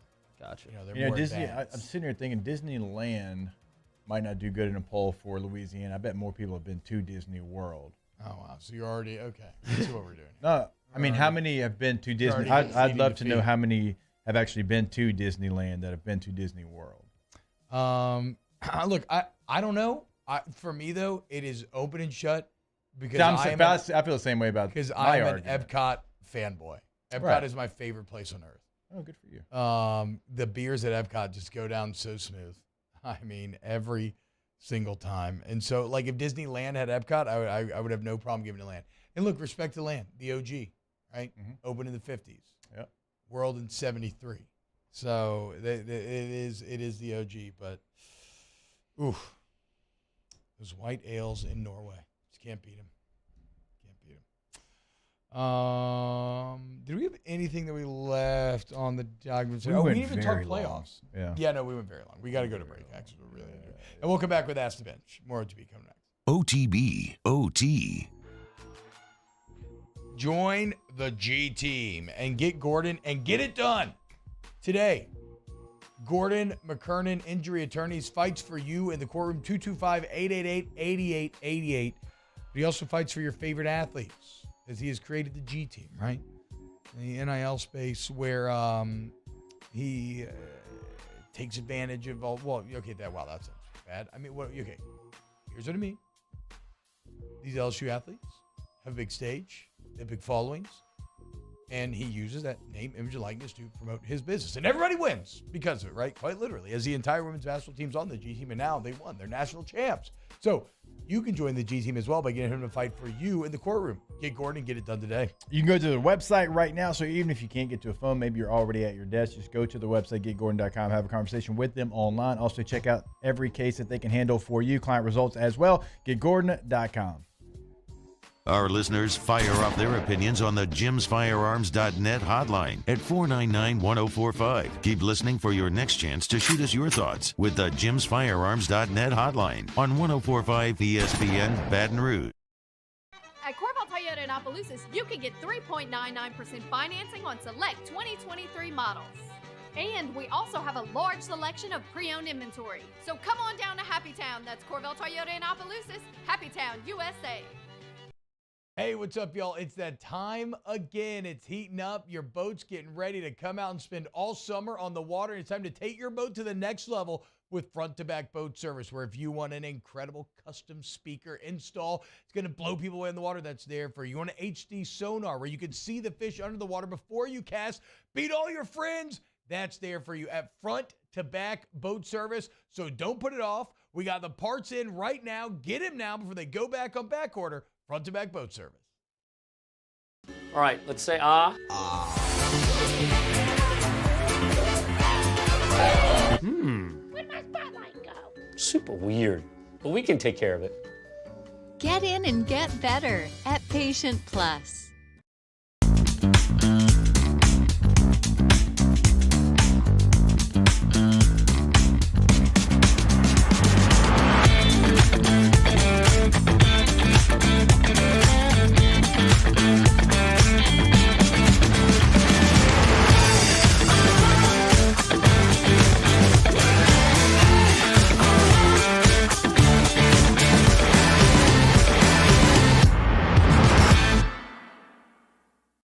Each year, Guarantee Media hosts a radiothon to benefit Dreams Come True, the local organization that grants dreams to Louisiana kids suffering life-threatening illnesses and their families. We've interviewed these incredible kids, and their stories warm our hearts. And none of it would be possible without your help. So we're asking for your support in our effort to making more dreams come true. Each year, our Dreams Come True radiothon is powered by the Baton Rouge Clinic. Visit GuaranteeMedia.com to pledge your support today, and thank you.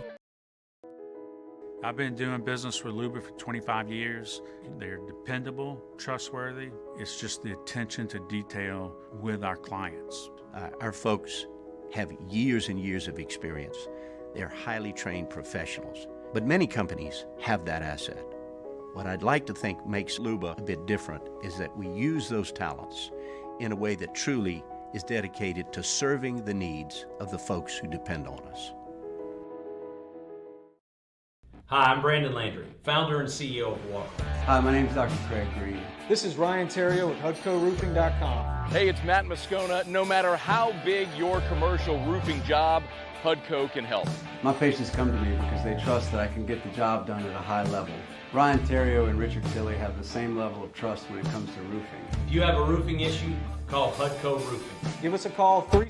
Join me, Jimmy Ott, and Charles Hannegriff. We're on campus at the Cook Hotel and Conference Center at LSU for the Monday evening edition of Game Time. It's Game Time, 6 to 8 p.m. Monday on 104.5 ESPN Baton Rouge. OTB OT with Hester and T-Bob on 104.5 ESPN Baton Rouge and 94.7 ESPN Alexandria. Yo, what's happening, y'all? Welcome back, OTB. Time for a little Ask the Bench. First, soon to remind you, go to Rejuve Me Medical, Restore Me, Refuel Me, Rejuve Me. Okay? Maybe HRT's for you, maybe it's not. Go see Rejuve Me, get that consultation, get your labs drawn, see where your body's deficient, where it's not, and they'll use that information to customize a plan for you. Ask about the metabolization optimization when you go in there. We got locations in Baton Rouge, Metairie, Slidell, and now Shreveport as well. Rejuve Me Medical. Yeah, Cam. Ask the Bench. I'm going to LA for the first time next week for a wedding, and I have one day to do whatever I want. What should I do on the free day? Rise of Resistance is the best ride, too. I agree. What did you do with the free day, Jake? Going to LA next week for the first time. Ooh. I don't know. That's tough. That's tough to give. I mean, it depends on what you're looking. Like, if you want to go, like, I want to be a tourist, like, Santa Monica Pier is always, like, you see it on TV so much. Like, if you want to do that, if you want to go be a tourist, like, go be a tourist. You can go to Hollywood Boulevard, like, all those different things. It just depends on, like, if you've been out there 1,000 times, like, you're not going to necessarily do those type of things. Yeah, it's weird. I don't know that I've done, like, much, like, in LA. A lot of what I do is in Orange County. I went to the art museum. That was really cool one time. Like San Diego, Orange County is more what I look forward to going to see. What's that? What's wow mean? Can't hide it. That's not Orange County. Is not. No, the more north you go, where old Teresa lives, that's where the money's at. Oh no, I know that. Yeah, Malibu. That's true. Malibu. Yes. No, without a doubt. Ask the Bench. Do you think this is the win over the Saints to get back into the playoffs while it seems that everyone else is rebuilding in the conference? Yeah, look, absolutely, these Saints can be a playoff team. I don't think they can be a Super Bowl team by any means. I don't even know if I can win a playoff game, but they can make the playoffs. And I think there's value in that, right? I've talked about it plenty. I think proving that you can win post-Breeze Payton is crucial to the kind of mental health and long-term success of the franchise. Yeah, playoffs should be like, obviously a real goal for this team. It's kind of weird because it's like it feels like the Bear, like the playoffs, but also kind of the ceiling, like get to the playoffs. Yes, like, yeah. It's a weird feeling, but that's where you're at. Make it, and that's cool.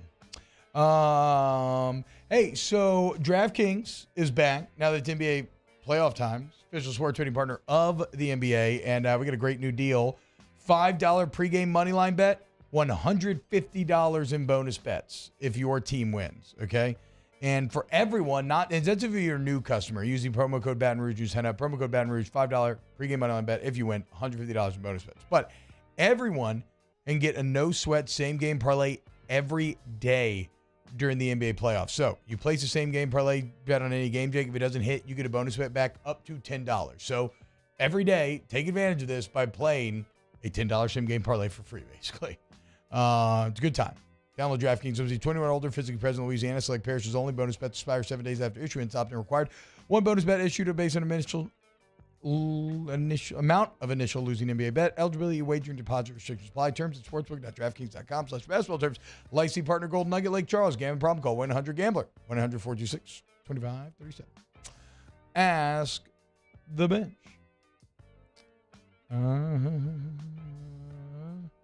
You see any? I lost them when I was having to do that. Read. I got a lot of talk about, what Avo should do in California. Brian Burgess says Venice Beach is a. I would agree with that. That's actually pretty Venice cool. Beach is kind of cool. Yeah. Muscle Beach is awesome. Last time I was in for the playoff game. I could go watch the skaters all day. So this little girl who's now like a very, I think she's like maybe the best in the world. I don't know. But at the time, she was like a little 11-year-old girl in like a Nike skirt, just freaking killing it on the skateboard bowls. She's doing massive airs, all kinds of stuff. It was cool. Favorite state to vacation in? Ooh. I enjoy Florida. Easy answer. California or Florida. I like Tennessee.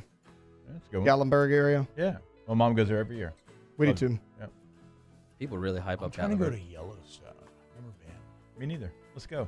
OTB, OT.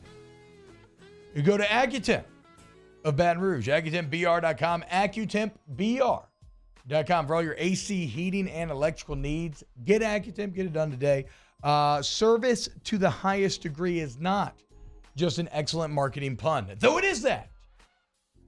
It's they walk that walk. Okay, it's not BS. I always tell the story about how I thought I had a electrical problem because of a leak in the roof and called them out to fix this light bulb, and no, it just needed a new light bulb, right? Bad look for your boy, certainly. My wife was angry at me, certainly. But the one thing she said was she was actually blown away by Ag. She was like, that's the best customer service I've ever had. Were they clowning me? Yes, but that was the best customer service I've ever had. So take advantage today. Premium clean air package on the free on the AC installs, free $1,800 value and $69 AC checkups. Going into the summer, Accutemp of Baton Rouge, AccutempBR.com. Follow us on Twitter at 1045ESPN to cast your vote in the Citizens Bank and Trust poll of the day. Vote daily inside Off the Bench. Anytime.